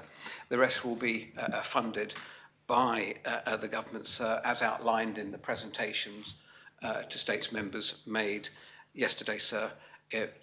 Briefly, sir, that will take the form of revenues created by commercial activity from the fort, some borrowing, sir, to avoid further delays so we can get on with it, where the government makes efficiency savings or create government surpluses. Some of that, sir, can be directed towards the project where available, sir. Those are just some of the examples of how we're going to pay for it. The estimated cost is 110 million, sir, and those proposals continue to be under development and will be brought to the States Assembly for approval.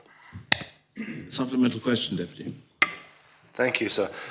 That's quite a serious investment. Will that borrowing be incorporated in the government plan later on in this year? Thank you. Yes, I believe it would have to be, and it's likely to come back. The funding for this and other regeneration projects will likely to come back. So when we discuss and debate the budget later in the year. Deputy Wall. Thank you, sir. A very simple question. Is there still a housing crisis, Minister? Yes, I believe there is, sir. Have a supplemental to Yep. that, sir? How will the introduction of the draft residential tenancy amendment law, as promoted by his housing minister, help alleviate this crisis? I believe it will provide security and confidence for tenants, sir. Thus, hopefully, alleviating a stress for some aspects of people in tenancies. Not to say, sir, I agree with the housing minister. I think the vast majority of people are happy in their tenancies, and the vast majority of landlords are responsible in their duties as landlords, sir. The biggest challenge we face is the provision of affordable housing and how we help people get into affordable housing, sir. That's a top priority for government. Deputy Jeune. Thank you, sir. The latest gender pay gap review said there is a gap of 65% in the financial and legal sector between men and women aged 55 to 59 as part of a larger trend of increasing gap when women hit 40, which all has long-term impacts on women's retirement and pension security. What steps is the Chief Minister's government taking to encourage businesses to provide adequate workplace pension schemes and address this inequality?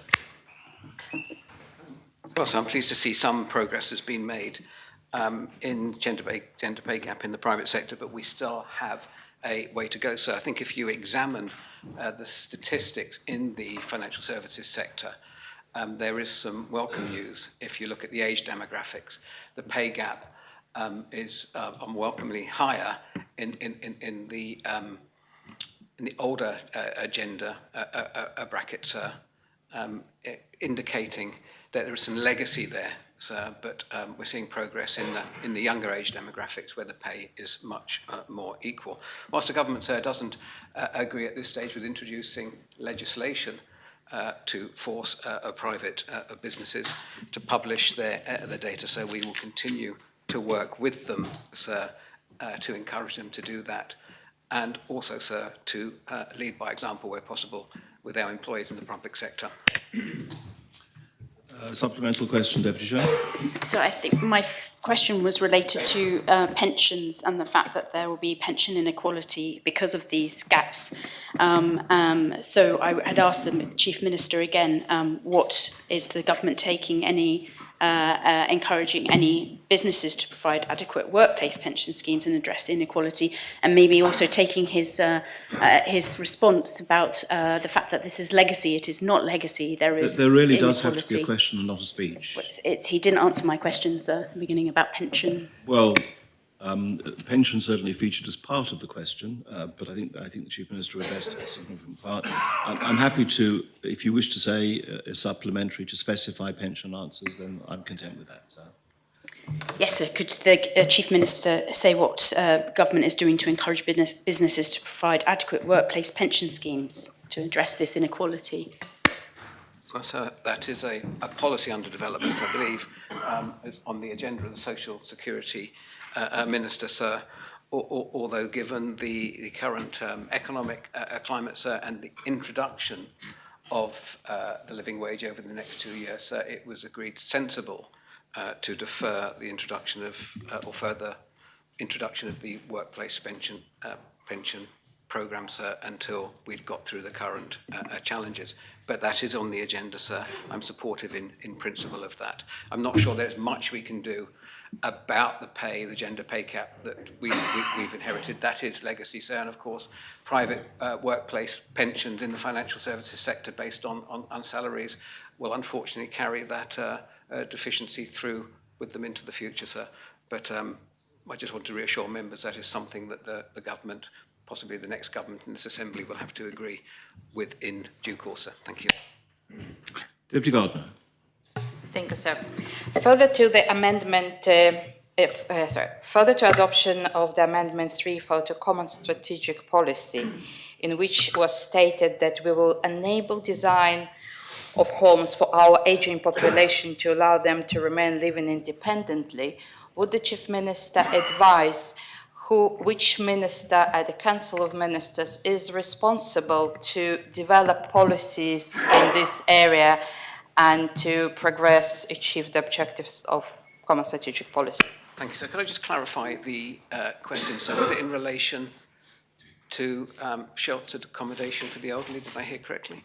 I'm afraid I didn't hear that. Was it in relation to sheltered accommodation for the elderly? It can be various. The amendment asked, and it was adopted, that we will enable design homes for our aging population to allow them remain living independently. Designed homes for aging populations to enable them to live independently. Ultimately, sir, I would that would probably cut across a number of ministries, predominantly housing, health, possibly social security. Sir, what I can say is work being done now, policy work being done in relation to the provision of affordable housing also cuts across the better provision of sheltered housing for the elderly, sir, to enable simply just that, to enable more elderly citizens to live comfortably and independently long into the future, sir, given the statistics we're seeing now in relation to longevity. Supplemental question. Thank you, Chief Minister, for clarification. I assume this will be under Chief Minister leadership, and in this way, I would ask if the Chief Minister can specify which specific project in 2024 were initiated to meet this commitment, or what specific project for 2025? I'm afraid I can't do that off the top of my head. I'd have to look at that, sir. I'm not immediately aware of any project, sir, but like I say, I'd have to check. Deputy Alex Curtis. Thank you, sir. Will the Chief Minister advise if plans to distribute £5.3 million through the Better Business Grant without the publication of recipients aligns with his expectations of transparency and good governance by his government? Well, sir, I align my comments with those made earlier of the Minister for Economic Development. And whilst I firmly believe in transparency, sir, and it might be that we decide to publish the list of the recipients, I think, sir, in relation to commercial sensitivity, competitive pressures, there are other ways of being transparent with the money spent, for example, perhaps by economic sector or business sector, so you're not identifying in individual businesses, sir.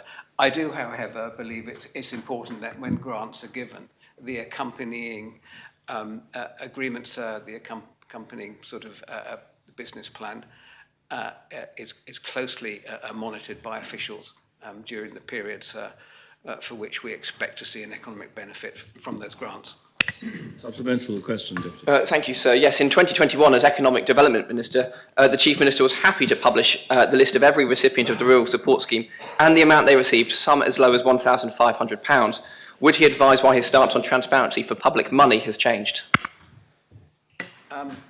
I believe, sir, if I remember rightly, at the start of the pandemic, sir, I believe, can't be told whether there was a government decision or a state's decision, that all recipients, all business recipients of all grants and COVID grants were published, sir.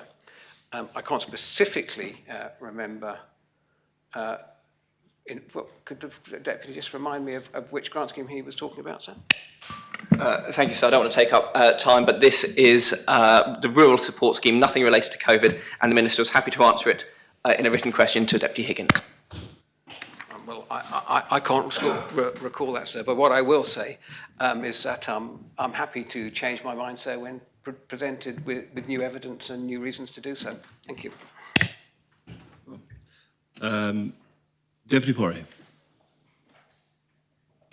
Sir, following the recent ITV report, which highlighted poor standards of workers' accommodation, does the Chief Minister feel confident that the Public Health and Safety Rented Dwellings Law 2018 is being administered appropriately to protect workers against substandard staff accommodation?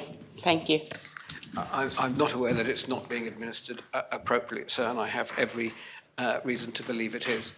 However, I would say, whilst many businesses have worked hard and we've seen significant improvements to worker accommodation, sir, in my opinion, there are still some areas that fall behind that, sir, and we need to bear down on those so they catch up as soon as possible. Thank you. Supplemental question, Deputy Porrier. Thank you, sir. What conversations, if any, the Chief Minister has had with the Environmental Minister to ensure that lessons must be learned and that our current health and safety rented dwelling policy is properly applied and enforced to protect workers and to ensure that tragic accidents such as the one reported by the media won't happen again? Thank you. Sorry, sir, could I just ask what the actual question was? Or could you ensure that the thing that's happened by the report about the media doesn't happen again? That was the question. But if you'd like to just... Well, sir, if I can yes. answer that, sir. Of course, we want to do everything we all can to avoid any sort of a similar tragedy, sir.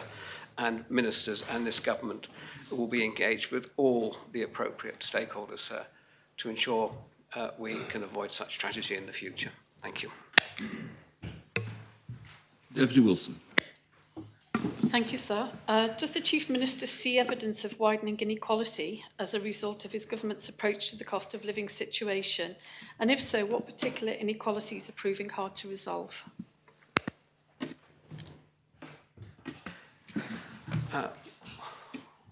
Well, sir, in these challenging times, I see the actions taken by this government since taken office have gone some way to slowing the gap in inequality? And the second part of the question, could you remind me of the Deputy? Thank you, sir. Does the Chief Minister see evidence of widening inequality? And if so, what particular inequalities are proving hard to resolve?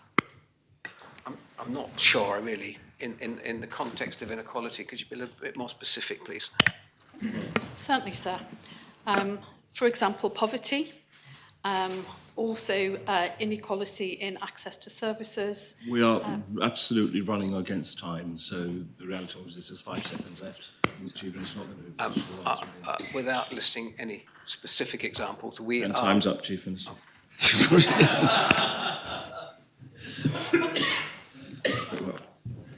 Very well. That concludes the period of questions for the Chief Minister. Given the time we've reached, is the adjournment proposed? Very well. The adjournment is proposed. The Assembly stands adjourned until 2:15.